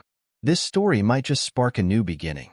What's one thing that always pushes you forward, even when things get tough?" Max could feel his mind slipping. The hum of the monitors intensified, and the world around him seemed to blur. The figure, who had introduced himself as part of the Shadow Network, had activated the device. It wasn't just a device anymore. It was a gateway. The flood of voices, thoughts, and emotions crashed into him like a tsunami. Every thought he'd ever had, every memory, every fragment of his consciousness, collided with 1,000 other minds. He screamed, his hands gripping his head in an attempt to block it all out, but it was impossible. His thoughts were no longer his own. They were mingling with the ones around him. He couldn't tell what was real and what was just an echo in his mind. "Stop," Max cried, his voice a strangled whisper. "Please." But the man just stood there, watching with cold amusement. Max's legs buckled beneath him, his body shaking uncontrollably as the invasive thoughts continued to overwhelm him. He tried to push them away, but they kept coming. Strangers' memories, desires, fears, and secrets flooding his consciousness in waves. "Isn't it beautiful?" the man said, his voice like a distant echo in Max's mind. The power to control the world, one thought at a time. You can't fight it, Max. The device is no longer yours to control. It's mine, and soon it will be ours. Max was barely aware of Clara's voice calling out to him through the chaos. Max, fight it. You have to fight it. You can't let him win. Clara's words were the only thing that cut through the fog in his mind. He knew she was right. He couldn't let this man, or this network, take control. He had to find a way out. He had to regain control of his own mind. As the flood of voices continued, Max reached deep within himself. The device was a powerful tool, but it wasn't invincible. He had created it, and he knew it better than anyone. He could fight back. He had to. For his own sanity. For Clara. For the world. Max closed his eyes and focused on the one thing he had learned to control over the years. His own thoughts. He began to visualize the network of minds, like a web stretching out in all directions. He could feel the presence of the people who were connected to the device, but he also felt the weak points, the cracks in the system. Focus. Control. Block them out. He repeated the mantra in his mind, forcing his thoughts to sharpen, to regain some semblance of order. It wasn't easy, but he could feel the device's influence beginning to waver, the voices fading as he began to push back. It was like a mental tug-of-war, but Max wasn't ready to give up just yet. I'll never let you control me, Max growled, his voice stronger now. The storm in his mind was starting to calm. The man's expression darkened. You think you can just undo what I've done? It's too late, Max. The device is already in the hands of others. You're too late. Max clenched his fists, feeling the surge of anger and determination flooding through him. You're wrong. It's never too late. With a final, intense focus, Max mentally reached for the device, its codes, its systems, and the very heart of the network. He could feel it, the core of the device where the power was being drawn from. It was a neural network, but it had been built upon layers of security. Layers he had designed himself. Layers that, with enough concentration, he could break through. But just as he was about to reach it, the man smiled again. A smile that was almost too perfect. You can't do it, Max. It's too embedded, too ingrained in the system now. Max didn't respond with words. He didn't need to. Instead, he shifted his focus, bypassing the encrypted layers the man thought were so secure. He wasn't just going to deactivate the device. He was going to turn it against them. Clara could see the strain on Max's face. He was struggling, his body twitching and jerking as if he were in the midst of a seizure. But there was a fire in his eyes now, a determination she hadn't seen before. She knew he was fighting back. Max wasn't going to let the device or the man control him. She didn't have time to wonder how he was doing it, though. As the device's control over Max began to waver, she saw something else, movement from the shadows. More figures were emerging from the darkness of the warehouse, walking toward them. They were part of the network, part of the group that had been using the device to infiltrate minds around the world. Clara's heart skipped a beat. They were surrounded. Max, get up, she shouted, pulling him by the shoulder. We need to go now. Max was barely able to stand. His head was still swimming from the mental assault, but his focus was stronger now. He could hear Clara's voice cutting through the fog in his mind. He opened his eyes to see the figures advancing toward them, and instinctively, he grabbed Clara's hand. But before they could move, the leader of the group stepped forward. He was tall and imposing, his eyes gleaming with the same cold calculation that Max had seen before. The man reached into his coat pocket and pulled out a small device, another one of the mind readers. Max's heart sank. You think you can escape this, Max? The man asked, his voice dripping with contempt. This is just the beginning. You've unleashed something far more dangerous than you realize. And now, the world will never be the same. Max's vision blurred again, his mind beginning to spin. The device was starting to take hold again, pushing at the edges of his consciousness. He knew he didn't have much time, but then he heard something. A beep, a faint but unmistakable sound. It was coming from the small device the man was holding. Max's eyes locked onto it. He recognized it. It wasn't just a mind-reading device. It was a trigger. And then he understood. In an instant, He knew what he had to do. "Clara," Max said through gritted teeth, "I need you to trust me. Right now. Get to the car. Now." "What?" "Max, no," Clara protested. But Max cut her off with a desperate look in his eyes. "Please," he urged. "You have to go. I'll be right behind you." Clara hesitated, but seeing the fear in Max's eyes, she didn't argue. She turned and sprinted toward the exit of the warehouse, praying that Max would be okay. Max's heart pounded in his chest as he watched her go, but he knew he didn't have much time. He turned back toward the man holding the device, his mind already working at full speed. The man was too distracted by his own triumph to see what Max was doing. Max lunged forward, his hand flying out to grab the trigger device. There was a struggle, but Max was faster. He wrenched the device from the man's hand, and with one swift motion, he crushed it under his boot, severing the connection. The world seemed to snap back into place. The voices, the thoughts, they stopped. Max breathed heavily, his body trembling with the aftermath of the mental battle. He had done it. He had stopped them. But it wasn't over. Not yet. Max stood in the now silent warehouse, his chest heaving as he tried to catch his breath. The device was destroyed, and the immediate threat was neutralized. But the fight wasn't over. He could feel it in his bones. Something bigger was coming. He wiped his brow with the back of his hand, his mind still buzzing with the aftereffects of the device's mental assault. It was like a fog hanging over his thoughts, but he had to shake it off. Clara was waiting for him, and he couldn't afford to be distracted. Max glanced toward the exit, where Clara had run moments earlier. She had to be halfway to the car by now, and Max was determined not to let anything stand in their way. But as he turned to follow, he heard a low rumble, the faint sound of an engine revving. Max froze. It wasn't just the noise. It was the way the vibrations felt. Heavy. Intentional. He reached into his pocket and pulled out his phone, tapping on it quickly to check the map. No notifications, no updates. But then his screen flickered for a second. A glitch.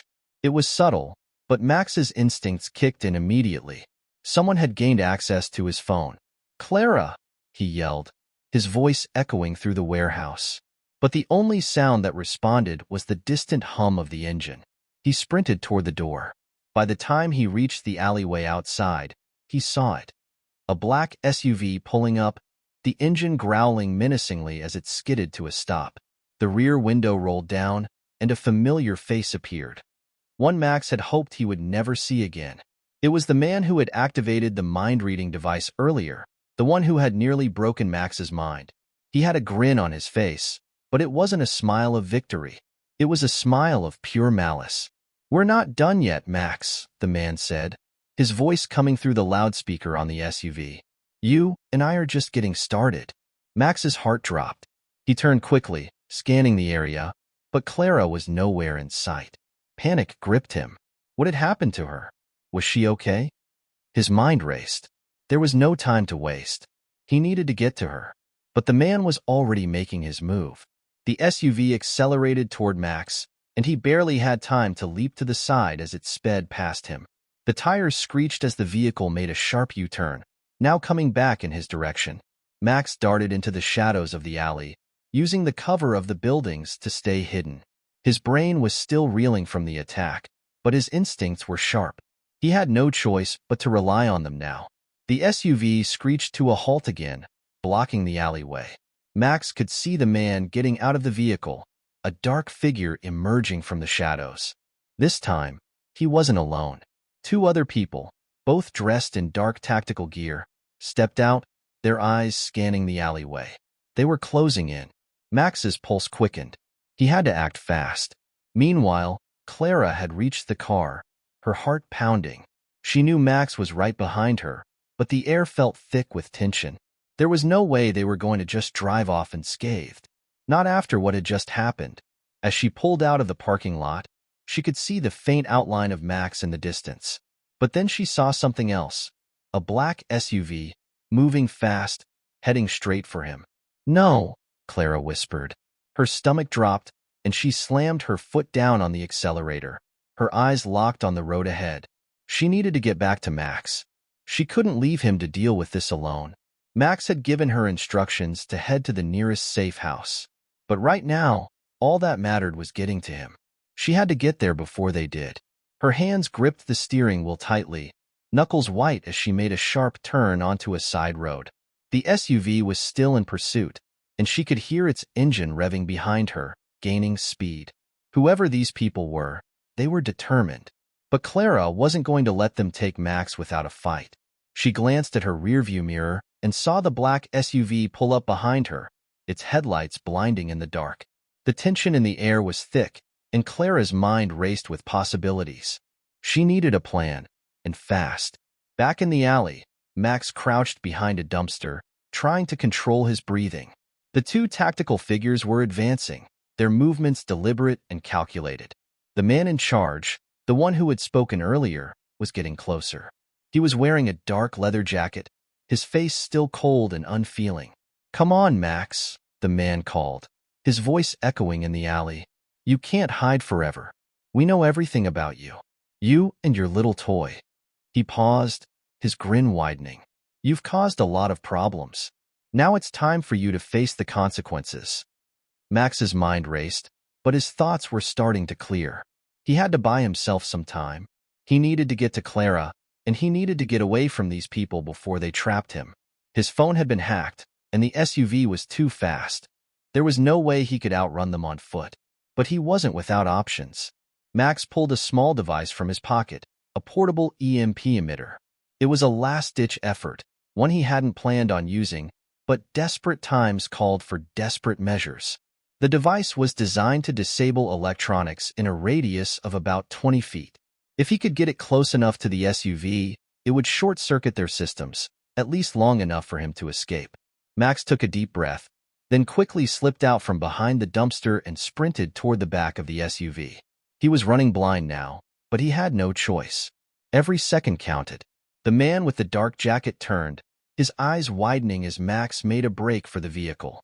But he wasn't fast enough to stop him. Max reached the back of the SUV and activated the EMP.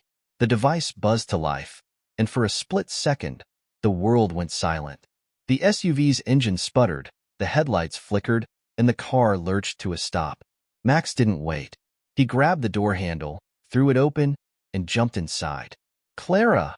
he shouted, his voice hoarse. "Get out of here now." Clara had barely processed Max's shout before she slammed the car into reverse and sped down the street. She could see Max in the rearview mirror, the SUV immobilized behind him. He had done it.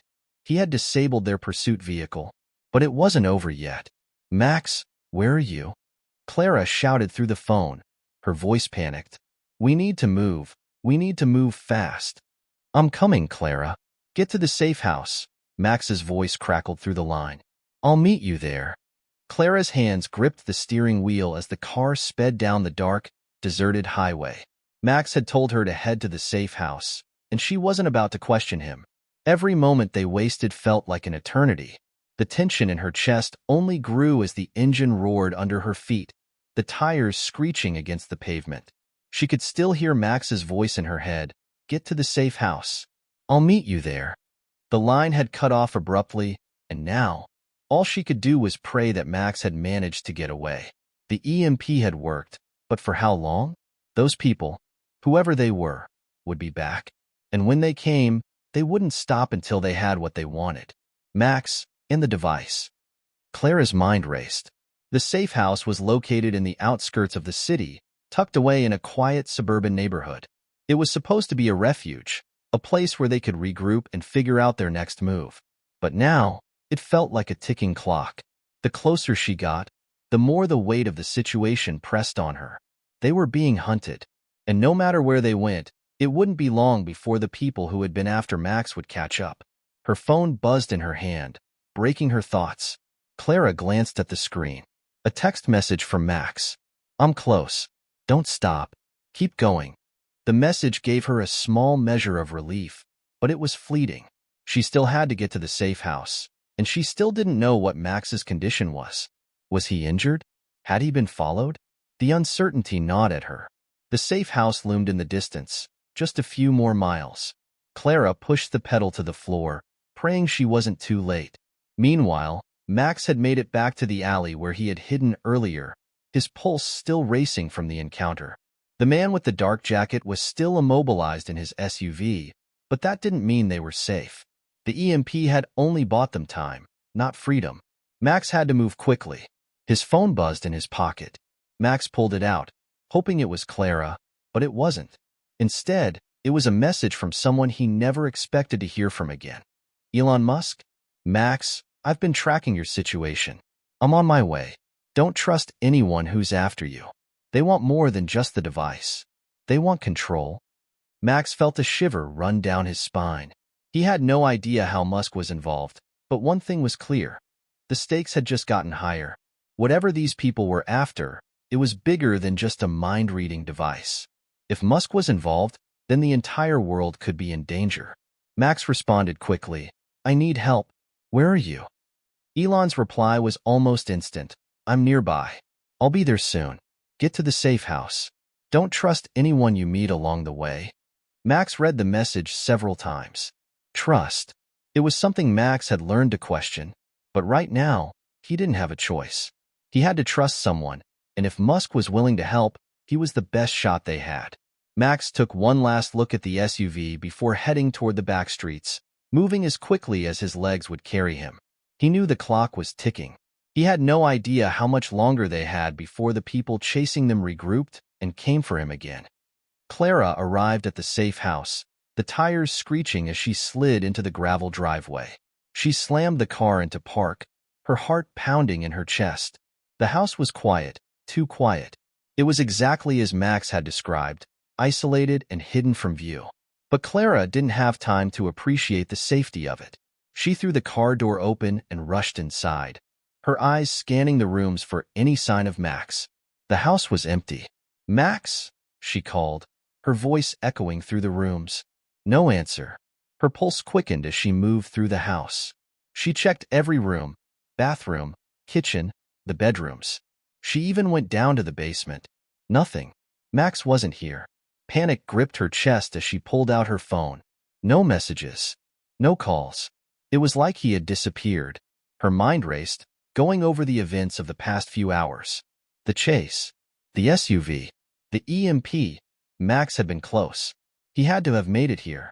He just had to. Suddenly, her phone buzzed. She looked down, praying it was Max.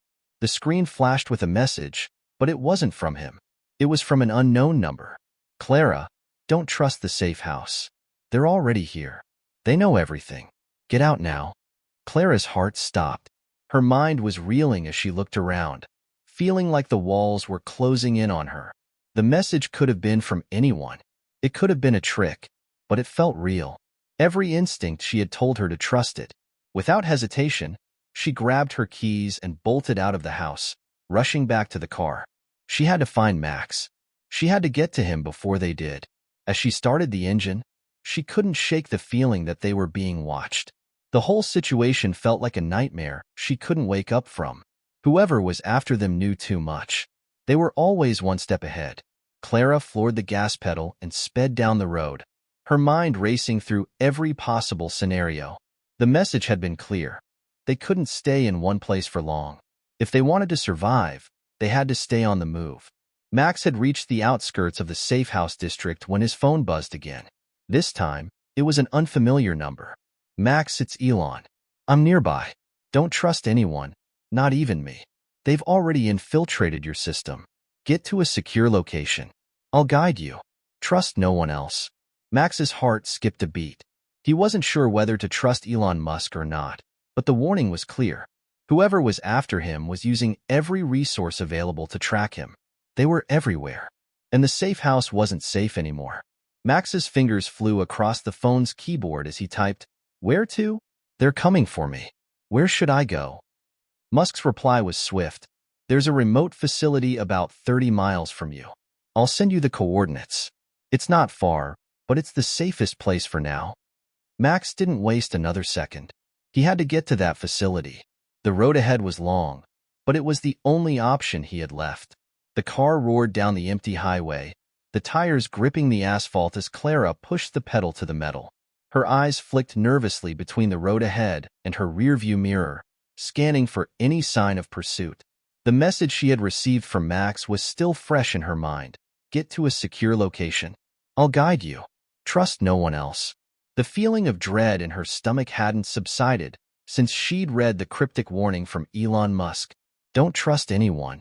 The message echoed in her mind, urging her to be cautious, even with the people who might want to help. Max was out there, and he needed her. But with every passing minute, the situation seemed to spiral out of control. Clara's hands tightened on the steering wheel. She couldn't afford to stop now. Max was relying on her, but she knew that even getting to this so-called secure location wasn't going to guarantee their safety. Not anymore. The GPS on her phone blinked, signaling the arrival at the coordinates Musk had sent. Clara slowed the car and turned down a narrow dirt road that wound through dense trees. The facility, according to the map, was hidden in plain sight. Secluded, tucked away in the middle of nowhere, just as Musk had promised. Her phone buzzed once more. A new message from Max. I'm close to the facility. Hold tight. Don't stop. Her heart skipped a beat. He was almost there. He was still alive. Clara took a deep breath, hoping that they would finally be able to regroup and figure out what to do next. But the gnawing feeling in her gut told her that things wouldn't be as easy as simply hiding away. As she made a sharp turn and approached the facility's gates, the towering walls of the compound came into view. It looked like an ordinary industrial building at first, nothing spectacular, but Clara knew better. This place was more than just a storage facility. It was a hub, a place for secrets, and if Max's hunches were right, it could be the key to unraveling the entire mystery. The gates slowly creaked open as she approached, and Clara parked the car in the small driveway just inside the compound. A few seconds later, the door to the facility clicked open, and a tall figure emerged, silhouetted by the dim light coming from within. It was Elon Musk. Clara, Elon greeted, his voice calm but urgent. We don't have much time. Get inside. Clara quickly stepped out of the car, her eyes scanning the compound. She could hear the faint hum of machinery in the distance, but other than that, everything seemed eerily quiet. Where's Max? She asked, her voice betraying the anxiety she was feeling. Elon glanced around warily, his eyes narrowing. He's on his way. We need to move fast. I don't know how long we'll be safe here. Clara's pulse quickened as she followed Elon inside. The facility was nothing like what she had expected. There were no flashing lights or sophisticated security systems. It looked like a regular industrial building, with exposed pipes running along the ceiling and stark fluorescent lights that flickered in the corners. It was almost too normal, which made her feel even more uneasy. Elon led her through a narrow hallway that smelled faintly of oil and steel. At the end of the corridor, a heavy metal door stood, slightly ajar. Elon pushed it open with a quick motion, and the room beyond was filled with high-tech equipment, monitors, cables, and strange devices that Clara didn't recognize. But what stood out to her most was the large metallic table in the center of the room. It was surrounded by monitors displaying strange patterns and data that seemed to move in real time. This is where the real work happens, Elon said, his voice low. The device you've been using to read minds, what it's capable of, it's just the beginning. The people after you aren't just interested in controlling people's thoughts. They're after something much more dangerous. Clara felt her stomach churn. Dangerous? What could be worse than controlling people's minds? Before she could ask, Elon continued, they want to control information, Clara. The device you created, it's a prototype. The real project is much bigger, and it's far more dangerous. It could change the world in ways you can't even imagine. Clara's mind raced. She had no idea what he was talking about. She was just a kid, 7 years old. How could her invention be tied to something so huge? At that moment, the door to the facility opened with a heavy thud. Max stepped inside, his face covered in dirt, but his eyes burning with determination. You made it, Clara breathed, rushing toward him. Max nodded, his breath ragged. Barely, he said, glancing around the room. What's this place? Elon stepped forward, offering a quick handshake. It's a place where we can work in secret, where we can keep your invention safe. The people chasing you, they've been after the technology for a long time, but they don't understand its potential. They never will. We need to make sure it doesn't fall into the wrong hands. Max looked at Elon skeptically. I'm not sure I trust you, Musk. You've been tracking me. You've been watching me since the beginning. Elon's expression didn't change. I didn't want to, but I had no choice. The people after you, after your invention, they're dangerous, and they'll stop at nothing to get it. Clara looked between the two of them, confused. But why? What do they want with the device? Why do they care? Elon sighed, running a hand through his hair. Because the device doesn't just read minds, Clara. It changes minds. It doesn't just decode thoughts. It rewires the brain. It could make anyone do anything. It could control the entire world if it falls into the wrong hands. Max's eyes widened as the implications of Elon's words sank in. That's why they've been after me. They want to control the world. Elon nodded gravely. Yes, and they've already made a move. They have an army of agents searching for you. But we're not defenseless. We can stop them, but we need your help. Clara felt a surge of adrenaline. This was bigger than she could have ever imagined. She had created something powerful, something that could change everything. But now, she had to figure out how to control it before it controlled them. Where do we start? She asked, her voice steely with resolve. Elon smiled, a glint of approval in his eyes. We begin by learning everything we can about the technology you've created, and then we make sure it never falls into the wrong hands. But as they stood there, in the dimly lit room surrounded by monitors and technology, none of them noticed the shadowy figure lurking just outside the door, waiting for the right moment to strike. The air in the facility was thick with tension. Max, Clara, and Elon sat at a large table surrounded by monitors, wires, and old files that looked like they hadn't been touched in years. The humming of machinery was the only sound in the room, the steady beat of an ominous heartbeat that seemed to mirror the unease building in their chests. Clara could feel the weight of it all.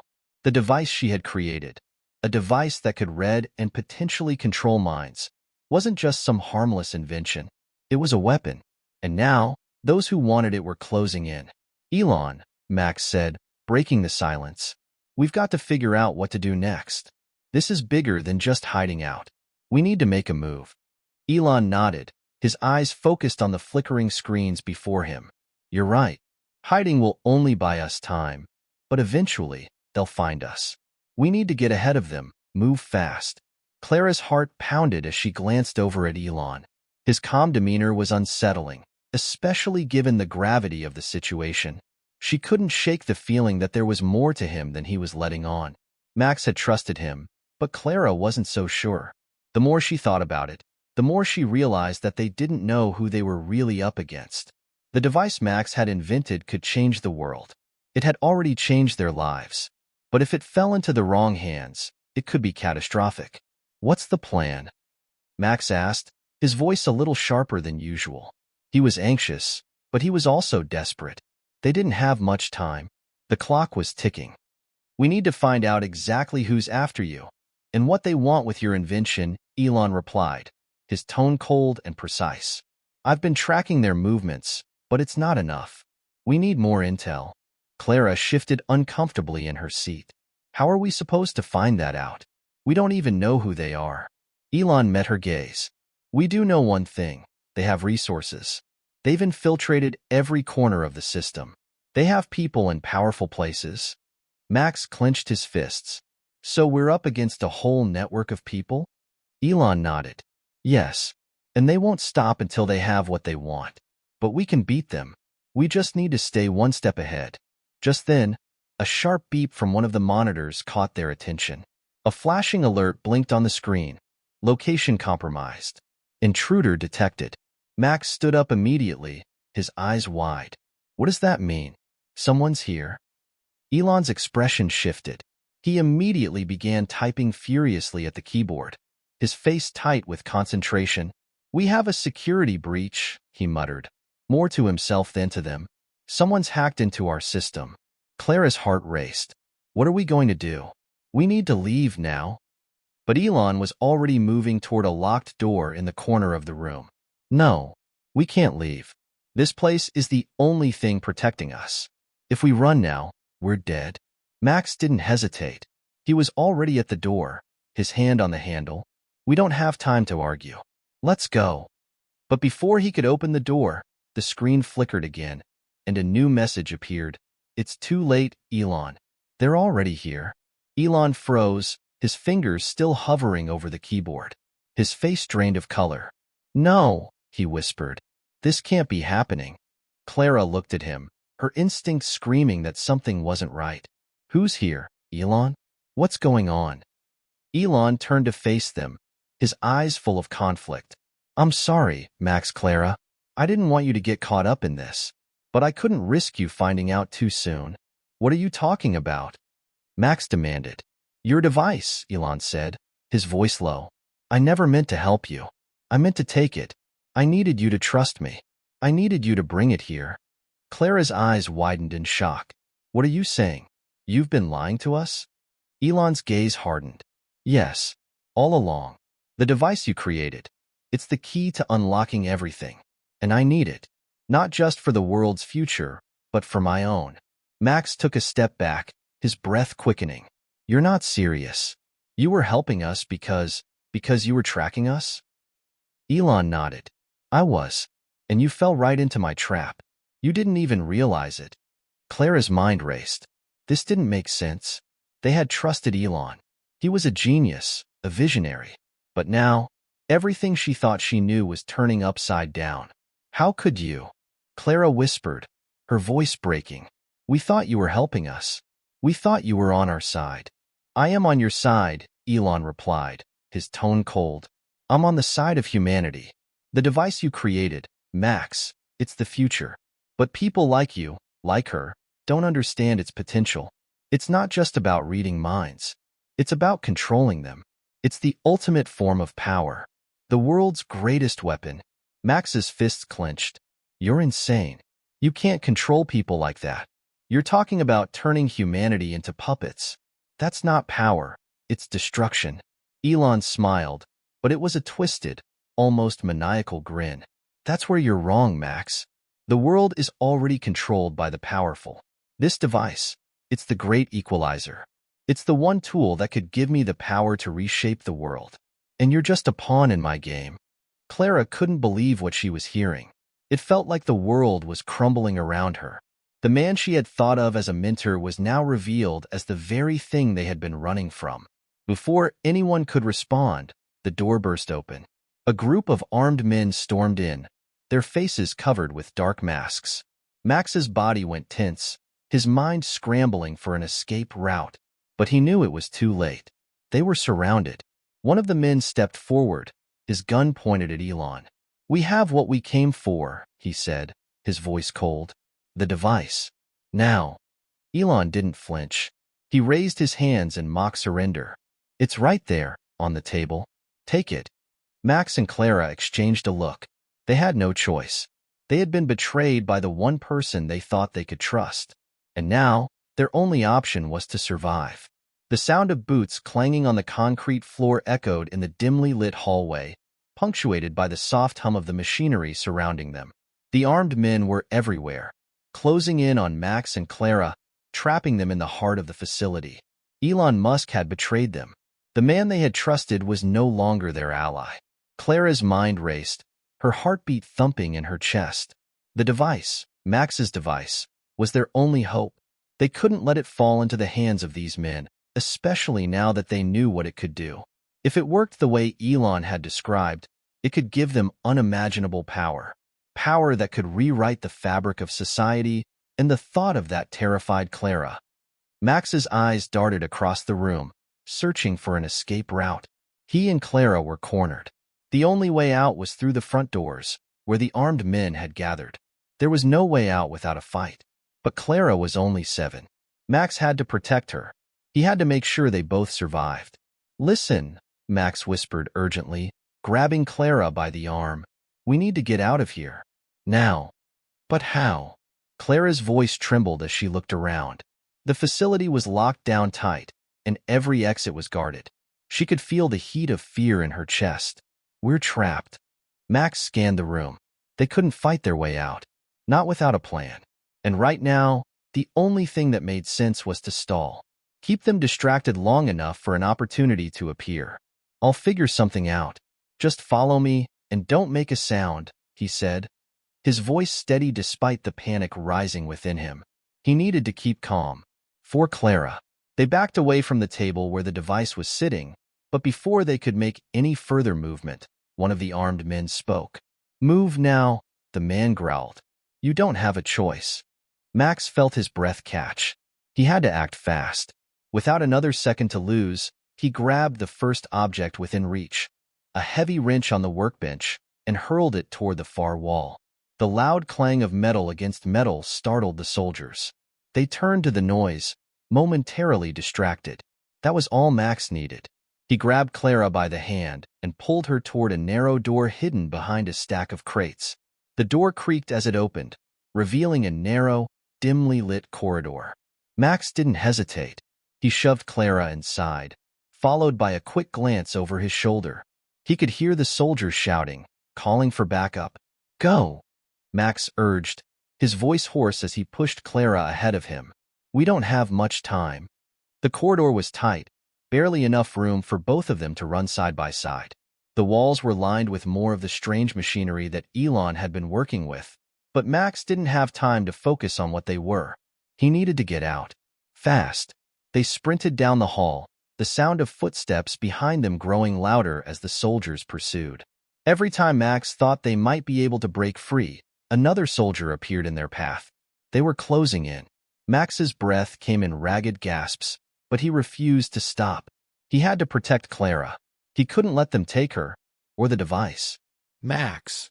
Clara's voice was frantic. She was slipping. Her small legs couldn't keep up with his pace. Max's eyes darted across the room, searching for an escape route. He and Clara were cornered. The only way out was through the front doors, where the armed men had gathered. There was no way out without a fight. But Clara was only 7. Max had to protect her. He had to make sure they both survived. Listen, Max whispered urgently, grabbing Clara by the arm. We need to get out of here. Now. But how? Clara's voice trembled as she looked around. The facility was locked down tight, and every exit was guarded. She could feel the heat of fear in her chest. We're trapped. Max scanned the room. They couldn't fight their way out. Not without a plan. And right now, the only thing that made sense was to stall. Keep them distracted long enough for an opportunity to appear.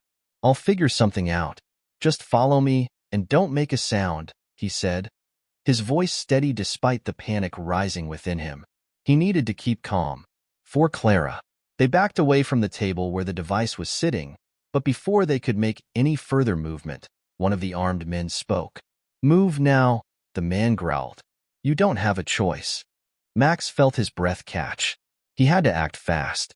Without another second to lose, he grabbed the first object within reach, a heavy wrench on the workbench, and hurled it toward the far wall. The loud clang of metal against metal startled the soldiers. They turned to the noise, momentarily distracted. That was all Max needed. He grabbed Clara by the hand and pulled her toward a narrow door hidden behind a stack of crates. The door creaked as it opened, revealing a narrow, dimly lit corridor. Max didn't hesitate. He shoved Clara inside, followed by a quick glance over his shoulder. He could hear the soldiers shouting, calling for backup. Go, Max urged, his voice hoarse as he pushed Clara ahead of him. We don't have much time. The corridor was tight, barely enough room for both of them to run side by side. The walls were lined with more of the strange machinery that Elon had been working with, but Max didn't have time to focus on what they were. He needed to get out. Fast. They sprinted down the hall, the sound of footsteps behind them growing louder as the soldiers pursued. Every time Max thought they might be able to break free, another soldier appeared in their path. They were closing in. Max's breath came in ragged gasps, but he refused to stop. He had to protect Clara. He couldn't let them take her, or the device. Max. Clara's voice was frantic. She was slipping. Her small legs couldn't keep up with his pace. Max's mind was still racing, but one thing was clear. They couldn't go back. They couldn't trust Elon anymore. They couldn't trust anyone. They had to find a way to stop the people after them, but they needed time. They needed a plan. We keep moving, Max said, his voice low and determined. We keep running until we figure out what to do next. But as they drove further into the night, Max couldn't shake the feeling that they weren't alone. Someone was still out there, watching them from the shadows. And the chase was far from over. The night air was cold, and still as Max drove the Jeep down the empty highway, the headlights slicing through the darkness. Clara sat next to him, her small frame barely visible in the dim glow from the dashboard. She was silent, her wide eyes locked on the road ahead, but Max could feel her unease. He shared it. They had escaped, barely. But the dangers they were running from had not vanished. They had only grown more menacing. Max had seen the look in Elon's eyes, the cold calculation, and the way he had betrayed them so easily. It made him sick to his stomach. But worse than that was the nagging feeling that the worst was yet to come. "Elon," Clara whispered after what felt like an eternity of silence. "What if he's right? What if the device could change everything?" Max didn't look at her. He kept his eyes on the road, focusing on the twists and turns, but his mind was elsewhere. "Clara," he said after a long pause, his voice low and tired. "It's not about whether the device could change the world. It's about who gets to control it. The power it has, it could destroy everything. People like Elon, people who want to control minds, they don't care about the consequences. They only care about their own ambitions." Clara nodded, but her expression was still clouded with doubt. She had created the device. After all, it was her invention, her masterpiece. And now, it felt like she was caught between two opposing worlds. One that believed in the potential of her creation, and one that feared it. "I don't understand," Clara said softly. "Why did Elon want it so badly? Why lie to us?" Max's grip on the steering wheel tightened. "Because people like him see the device as a tool. To them, it's not about the people. It's about power, control. If they get their hands on it, they can make everyone do what they want, think what they want. It's a weapon. And weapons are never used for good when the wrong people have them." A silence stretched between them. Max wasn't sure Clara fully understood the weight of what they were dealing with, but he knew she was starting to. The more she thought about it, the more the reality of the situation would settle in. The device wasn't just a tool for reading minds. It was a tool for controlling them. Clara's small hand reached up to the side of her neck, her fingers brushing against the makeshift bandage Max had applied earlier. The cut wasn't deep, but the fact that the men had nearly caught them still haunted her. Her eyes shifted toward the rearview mirror, as if expecting to see the dark silhouettes of their pursuers. "Do you think they'll come after us again?" she asked quietly. Max didn't want to lie to her. "I don't know, Clara, but I'm not going to let anyone take you or that device." Clara's lips parted as if she was about to say something, but then she fell silent. Max knew her too well. She had a million questions she didn't feel safe asking out loud. But there was one thing she needed to understand. They couldn't stop running. Not yet. Suddenly, the low hum of the engine was interrupted by a faint beep from the dashboard. A signal from the communication system Elon had left behind. Max tensed. He hadn't expected it. But then again, nothing had gone as planned in days. He quickly reached forward and pressed the button to open the channel. "Max," a voice crackled through the static. It was Elon. Max felt his stomach drop. How had Elon gotten through? Had they been tracked again? "Elon," Max said, his voice tight with barely restrained anger. "What do you want?" "I'm not here to fight you, Max," Elon said, his tone strangely calm, almost too calm. "You've got something I need. Something I can't let you take too far." Max glanced at Clara. "I'm not giving you the device, Elon. Not now, not ever." "I didn't think you would," Elon replied, a sigh in his voice. "But you're going to need to understand something, Max. You can't outrun the truth. And you certainly can't outrun me." Max's heart skipped a beat. "What does that mean?" "It means I know everything. I know where you are. I know what you've done. And I know that you're not just running from me. You're running from something much bigger than either of us." Max felt a chill go down his spine. He knew it. He had always known.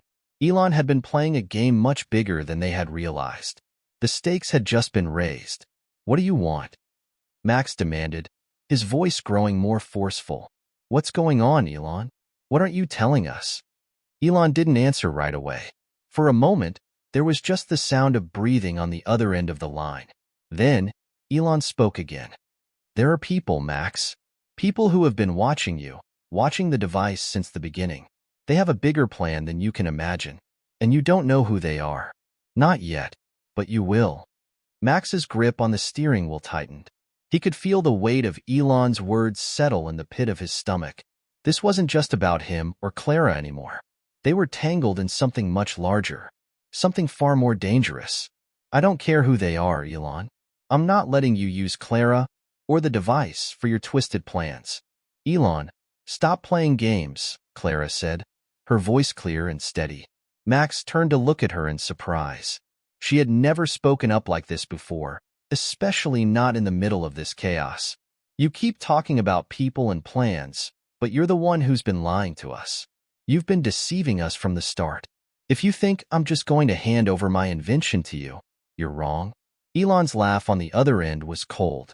Clara, I'm not your enemy. I'm trying to help you understand. What you've created, it's bigger than you think. It's bigger than both of us. But if you can't see that, then you'll have to learn the hard way. Max's pulse quickened. It was clear that this wasn't just about the device anymore. Elon's words had hinted at something darker. Someone was out there, pulling strings, and if they didn't figure out who it was soon, they'd be too far gone to stop it. I'm hanging up now, Elon, Max said, cutting off the communication.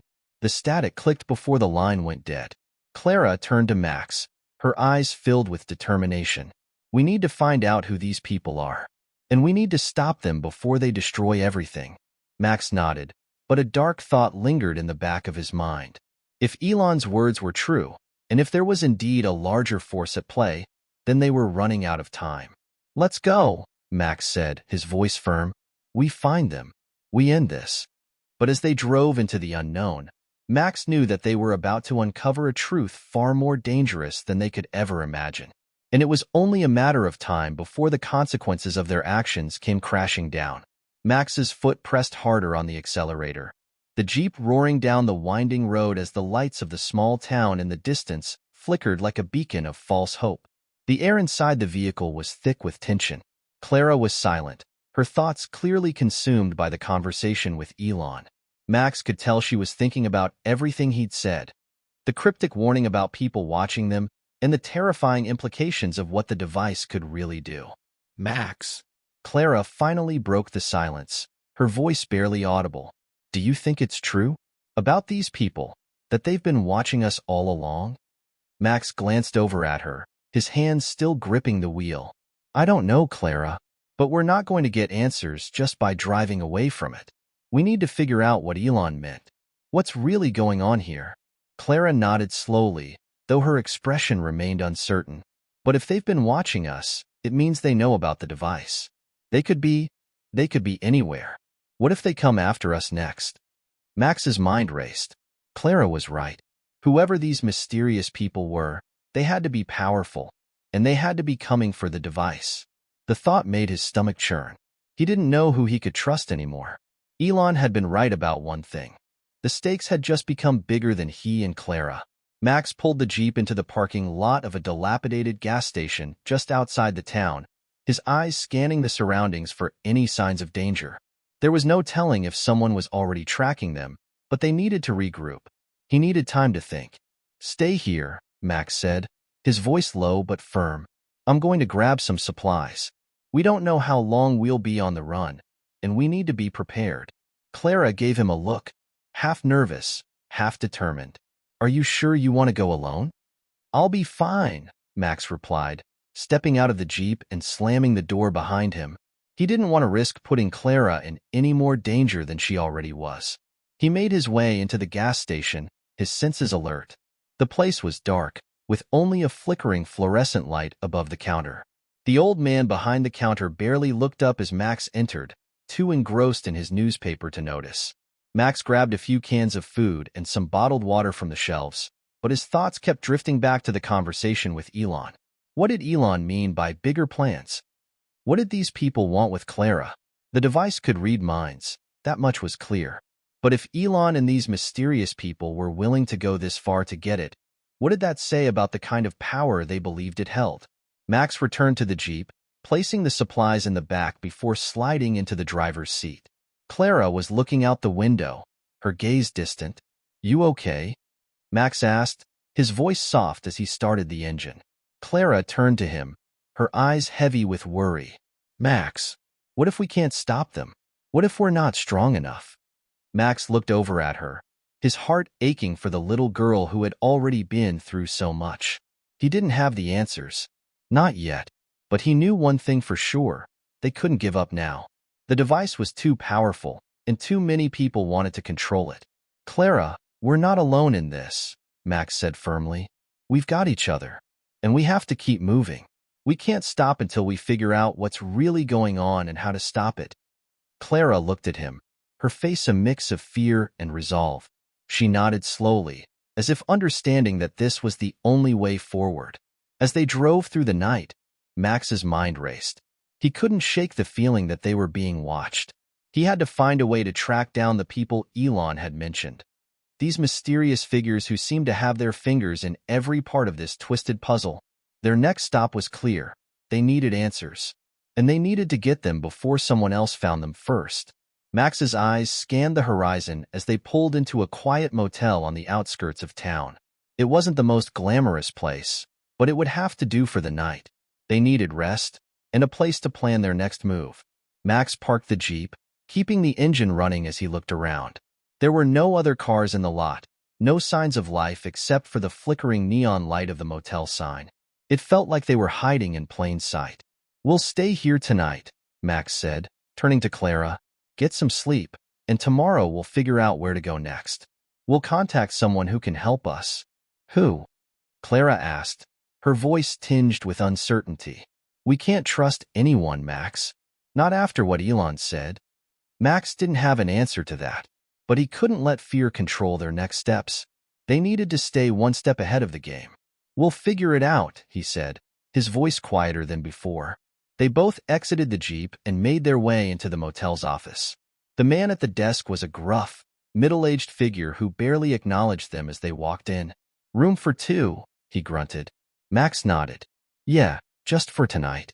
He handed over cash without asking for ID, and the man grumbled as he slid a key across the counter. Max took it and led Clara toward the room, his mind still racing with unanswered questions. Once inside, Clara immediately collapsed onto one of the beds, the exhaustion from the past few days catching up to her. Max sat at the small desk, pulling out his phone.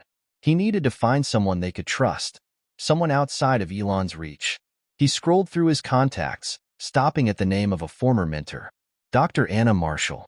Dr. Marshall had been one of the few people who had truly believed in Max's potential as a scientist, and she had always been on the cutting edge of technology. If anyone could help them figure out how to deal with the device, or the people Elon had warned them about, it was her. Max hesitated for a moment, then hit dial. The phone rang, and he felt a wave of nervous anticipation as it connected. "Max? What's going on?"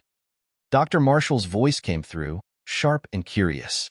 "I need your help, Dr. Marshall," Max said, his voice steady despite the storm of anxiety in his chest. "It's urgent. There's something you need to know about, a project I'm working on, and we need your expertise." There was a pause on the other end, followed by a sigh. "All right, tell me everything. But Max, this better not be some joke. I've got a lot of questions, and I'm not in the mood for games." Max felt a flicker of hope. Dr. Marshall was listening. Maybe, just maybe, they weren't as alone as they thought. The phone call with Dr. Marshall had been short, but it gave Max a glimmer of hope. She had agreed to meet them in the morning, but not in person. She wanted to stay off the radar, and Max couldn't blame her. If there was anyone who could be connected to the shadowy forces Elon had warned them about, it was likely Dr. Marshall. She had always been a part of the cutting-edge research world, often skirting the edges of the law in pursuit of the next big breakthrough. But this was different. This wasn't just about scientific curiosity. It was about survival. Max paced the small motel room, the sound of his footsteps echoing in the silence. Clara was curled up in the corner of the room, her eyes fluttering as she tried to sleep. But Max knew she wasn't truly resting. She was still thinking about what Elon had said, about the people who were watching them. He had a lot of questions, too. Max sat down at the small desk, pulling out his laptop. The glow of the screen illuminated his face as he began typing furiously, navigating to a secure network he and Dr. Marshall had used in the past to communicate covertly. The deep web. It was a place of shadows and secrets, where only the most dangerous and secretive operations were hidden. This wasn't just some random dark corner of the internet. This was where the world's most elite and most dangerous organizations conducted business. If Elon was part of something bigger, if these mysterious people were connected to an underground network of power and corruption, Max was about to find out. He accessed a set of encrypted files that Dr. Marshall had sent him a few months back, detailing a series of corporate entities and shadowy organizations that had ties to the world of mind control research. The implications of these files were chilling. These were the same organizations that Elon had been hinting at, the ones that had been tracking them. As Max scanned through the documents, a pattern began to emerge. These organizations were involved in high-level, covert operations, government-funded projects, rogue corporations, and even private tech firms that had been experimenting with ways to manipulate human consciousness. There were mentions of a neural convergence initiative, and several references to a group called the Collective, an elusive group of powerful figures who were trying to harness mind-reading technology for global control. Max's heart raced as he read through the pages. This was it. The truth was staring him in the face. The Collective was real, and they were coming for Clara's invention. Max slammed his hand on the desk in frustration. How deep did this go? How far-reaching was their influence? And why had they been hiding in the shadows for so long? Just then, Clara's voice broke through his thoughts. Max, what did you find? Max turned to face her, his face pale. Clara, these people, they're not just some tech company or some government agency. They're a global network, and they've been after your invention for years. Clara's face twisted in confusion. What? But why? My invention is it's just a device that reads minds. It can't do all that stuff, can it? Max shook his head. No, not by itself. But if they get their hands on it, they could use it to control people. Imagine a world where no one can think for themselves. A world where everyone is plugged into a system that feeds them what to think, what to believe. These people want that power, Clara, and they'll stop at nothing to get it. Clara's eyes widened as the gravity of Max's words settled in. But what about Elon? Why did he help us, then? He said he wanted to protect the device. Max took a deep breath. Elon wanted it for himself. He didn't care about the world, or about you. He wanted to control the device, too. The only reason he helped us was to get closer to you and your invention. He's just another player in this game, Clara. Another cog in the machine. Max felt a sense of dread wash over him. He had suspected as much, but hearing the words out loud made it all too real. Elon Musk, the tech genius, the innovator who had once been an idol to Max, was now just another pawn in a much larger, far more dangerous game. He wasn't the hero. He wasn't even an ally. He was part of the problem. Clara sat down heavily on the bed, her face pale. So, what do we do now? How do we stop them? Max ran a hand through his hair, pacing again. We need to get the device off the grid. We need to destroy any trace of it. But first, we have to figure out who's behind the Collective, who's pulling the strings. Clara nodded slowly, her eyes focused. And what about Elon? Do we still need to stop him? Max paused. He hadn't thought about that. Elon had made it clear he wasn't going to let them go easily. But the more Max thought about it, the more he realized they had to stop him, too. Elon wasn't just a businessman with a dream of revolutionizing space travel anymore. He was a dangerous player in a game much darker than anyone had ever imagined. Yes, Max said, his voice hardening with resolve. We stop him, too. The sun had barely risen when Max and Clara left the motel, their minds set on one goal, getting to Dr. Marshall. She had information they needed, and the clock was ticking. They couldn't afford to waste time. As they drove to the agreed-upon meeting spot, Max's mind was still reeling from the information he had uncovered. The Collective, the Neural Convergence Initiative. It was all connected, and it wasn't just about the device. It was about a new world order, one that could be controlled by a handful of powerful individuals. Max glanced at Clara, who was staring out the window, her thoughts clearly elsewhere. He knew she was scared, but he also knew she was strong. She had created something that could change the world, and now they had to make sure it didn't fall into the wrong hands. They reached a quiet, nondescript cafe on the edge of town, where Dr. Marshall had agreed to meet them. The place was almost empty, save for a couple of other patrons nursing their morning coffee. Max and Clara sat down at a corner booth, waiting. Max's leg bounced nervously as he glanced around, constantly checking for anyone who seemed out of place. They couldn't afford to be caught off guard. It wasn't long before Dr. Marshall arrived, slipping into the booth across from them with a hurried but controlled motion. Her eyes flicked nervously around the cafe, and her voice was low as she spoke. "You found it, haven't you?" she asked, her gaze sharp. Max nodded, not bothering to hide the urgency in his voice. "Yes, we've found out who's behind it all, and now we need your help to stop them." Dr. Marshall leaned in, her expression turning serious. "I know, and it's worse than you think." Max's heart skipped a beat. "What do you mean?" "The collective," she said, her voice barely above a whisper. "They've infiltrated everything, and now they know about you. They know about the device, and they're coming for it. Coming for you." Max sat back in his chair, stunned by Dr. Marshall's revelation. The collective wasn't just some faceless organization. They were powerful, deeply embedded in every part of the world's biggest systems: finance, technology, government, and even the military. These were the architects of global control, operating in the shadows, pulling strings like puppeteers. They weren't just interested in Clara's mind-reading device. They wanted control over all minds. He glanced at Clara, who was sitting beside him, her face pale, her small hands fidgeting nervously with the edge of her jacket. The weight of Dr. Marshall's words hung in the air. This was no longer about just saving a groundbreaking invention. It was about saving the future of free will itself. Max took a deep breath and leaned forward. "How do we stop them, Dr. Marshall?" he asked, his voice steady but filled with urgency. Dr. Marshall glanced over her shoulder once more, as if making sure no one was eavesdropping, before speaking in a hushed voice. "We need to destroy the device. Burn it. Wipe out any trace of it from the world's networks. If the collective gets their hands on it, they'll use it to control people's thoughts, actions, emotions. They'll create a world where no one can think freely. It's the ultimate form of slavery." Max's stomach twisted in knots. Destroying the device? Clara had spent months perfecting it. It had been her dream, her future, a symbol of everything she could achieve. But now it was the very thing the collective wanted most. Max could see the determination in Clara's eyes as she processed Dr. Marshall's words. She understood, but it didn't make it any easier. "No," Clara whispered, shaking her head. "We can't destroy it. There has to be another way."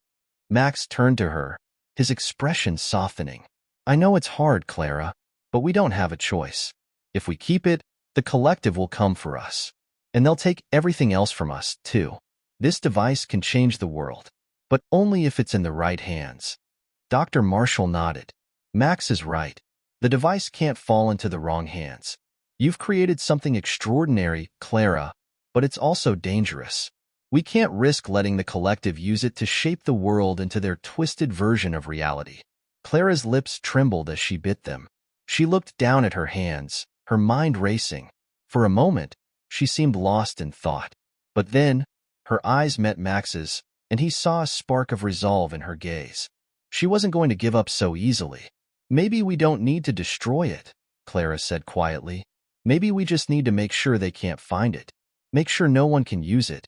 Max stared at her, processing the idea. "What do you mean? What if we hide it? Hide it somewhere so deep that even the collective can't find it?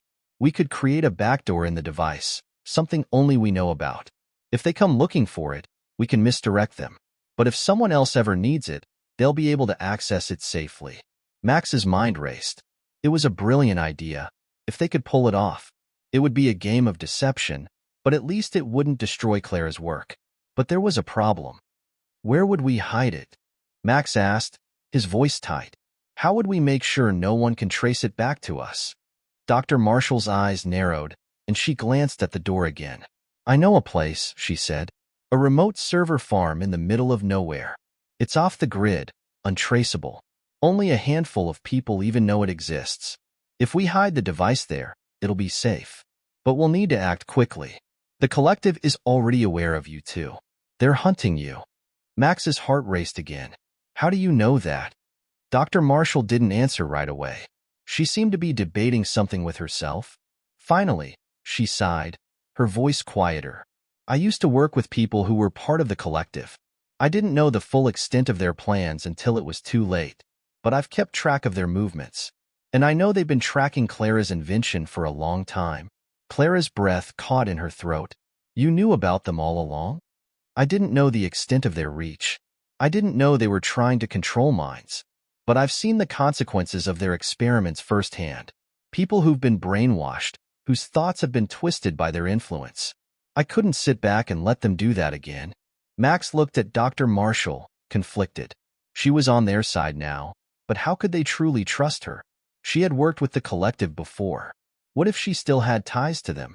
Clara spoke up, sensing Max's hesitation. Max, if Dr. Marshall wanted to hurt us, she would have done it by now, right? She's helping us.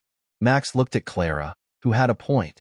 He wanted to believe Dr. Marshall, and deep down, he knew they didn't have many options left. Max nodded. All right, let's do it. Let's hide the device. Dr. Marshall smiled tightly. Good.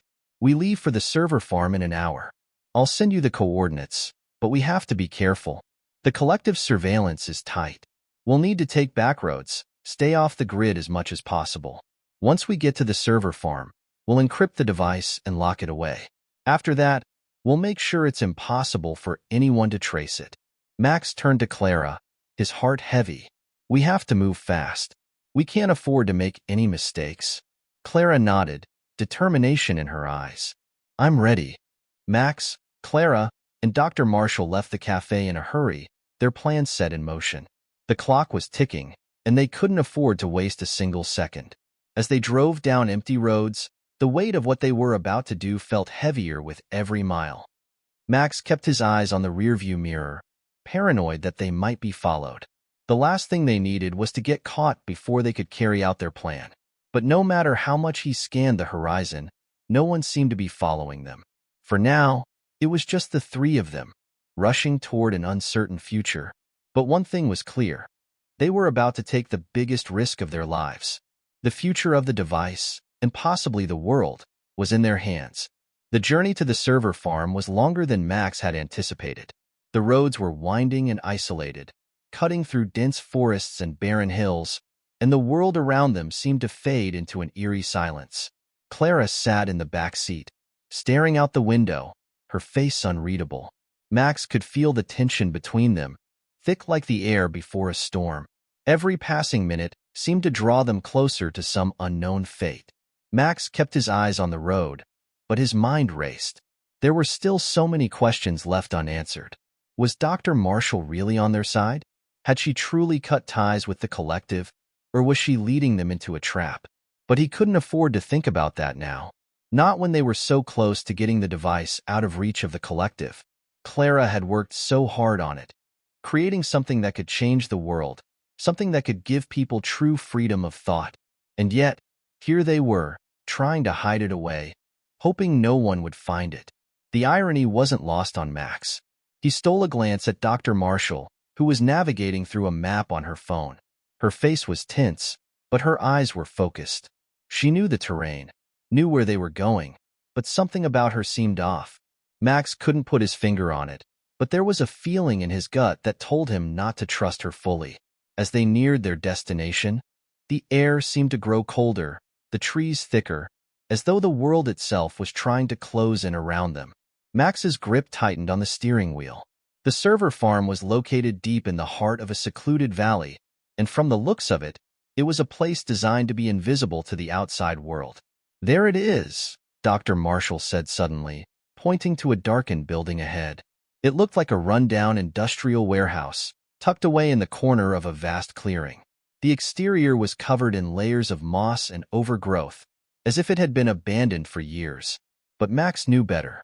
This place wasn't abandoned, it was hidden.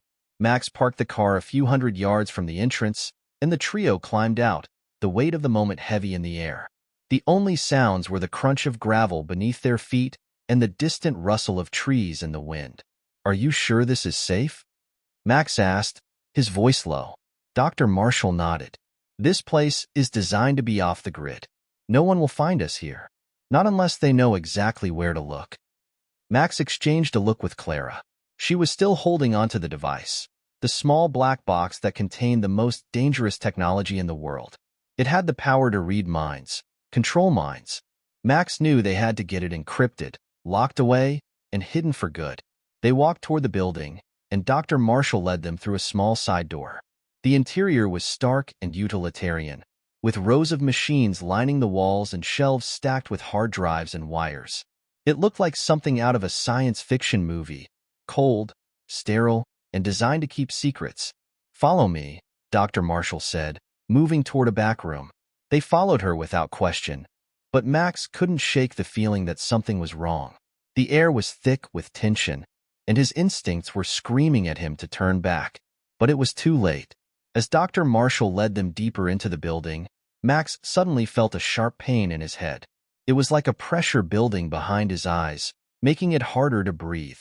He stumbled for a moment, clutching his forehead, but when he looked up, he saw something that made his heart stop. Dr. Marshall had stopped in front of a large, reinforced door. But now, her face was different. The tension was gone, replaced with something cold and calculating. The kind of look Max had seen on Elon Musk's face before, the look of someone who was always 3 steps ahead of you. "You should have trusted me, Max," Dr. Marshall said, her voice now a cold, detached whisper. Max's blood ran cold.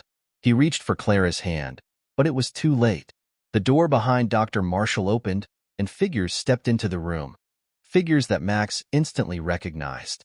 They were from the collective. "You've been using us, haven't you?" Max spat, his voice trembling with anger. Dr. Marshall didn't flinch. "It was never about helping you, Max. It was always about controlling the device. You two were useful pawns, nothing more." Clara's eyes widened in shock. "No, you lied to us?" "Not lied," Dr. Marshall said with a shrug. "I just didn't tell you everything. The collective doesn't make mistakes, Max. They knew you'd come here. They knew you'd try to hide the device. And now—" She let the sentence hang in the air, a chilling smile creeping across her face. "Now we can finally take control." Max felt his stomach drop. He had fallen right into their trap. The collective had orchestrated everything from the start. They knew Clara would create the device, and they knew Max would try to protect it. They had been one step ahead of him this entire time. "We can still stop them," Max said, desperation creeping into his voice. "We can still destroy it, Clara. We can make sure they never get it." Clara, still in shock, turned to look at the device. She had spent months working on it, months dreaming of the possibilities. And now, everything was about to be taken away. But deep down, she knew Max was right. The device couldn't be allowed to fall into their hands. "I'm sorry," Clara whispered, clutching the device to her chest. "I can't let them have it." Before Max could react, Clara turned and ran toward the nearest console. She began typing furiously, accessing the hidden encryption system that she had installed in the device. The collective's agents moved toward her, but it was already too late. A massive explosion of light erupted from the device. Max shielded his eyes, and when he opened them again, he saw Dr. Marshall and the members of the collective frozen in place. Their eyes were wide with shock, and their bodies seemed to be paralyzed, as if they had been caught in an invisible trap. Clara's hands were shaking, but her face was resolute. "I've encrypted it. No one can access it now, not even the collective." Max stood there, breathless, staring at Clara. For a moment, everything seemed suspended in time. The collective's agents were no longer a threat, their minds locked in a kind of digital limbo. The device that had been the center of so much chaos was now completely untouchable. "We did it," Max said, his voice hoarse. Clara nodded, a tear slipping down her cheek. "We did." But even as the two of them stood victorious, they knew the battle wasn't truly over. The collective would regroup. They would never stop hunting for the device. And sooner or later, Max and Clara would have to face them again. But for now, they had one. And they were free. Hit subscribe and leave a comment with where you're watching from. This story might just spark a new beginning. What's one thing that always pushes you forward, even when things get tough?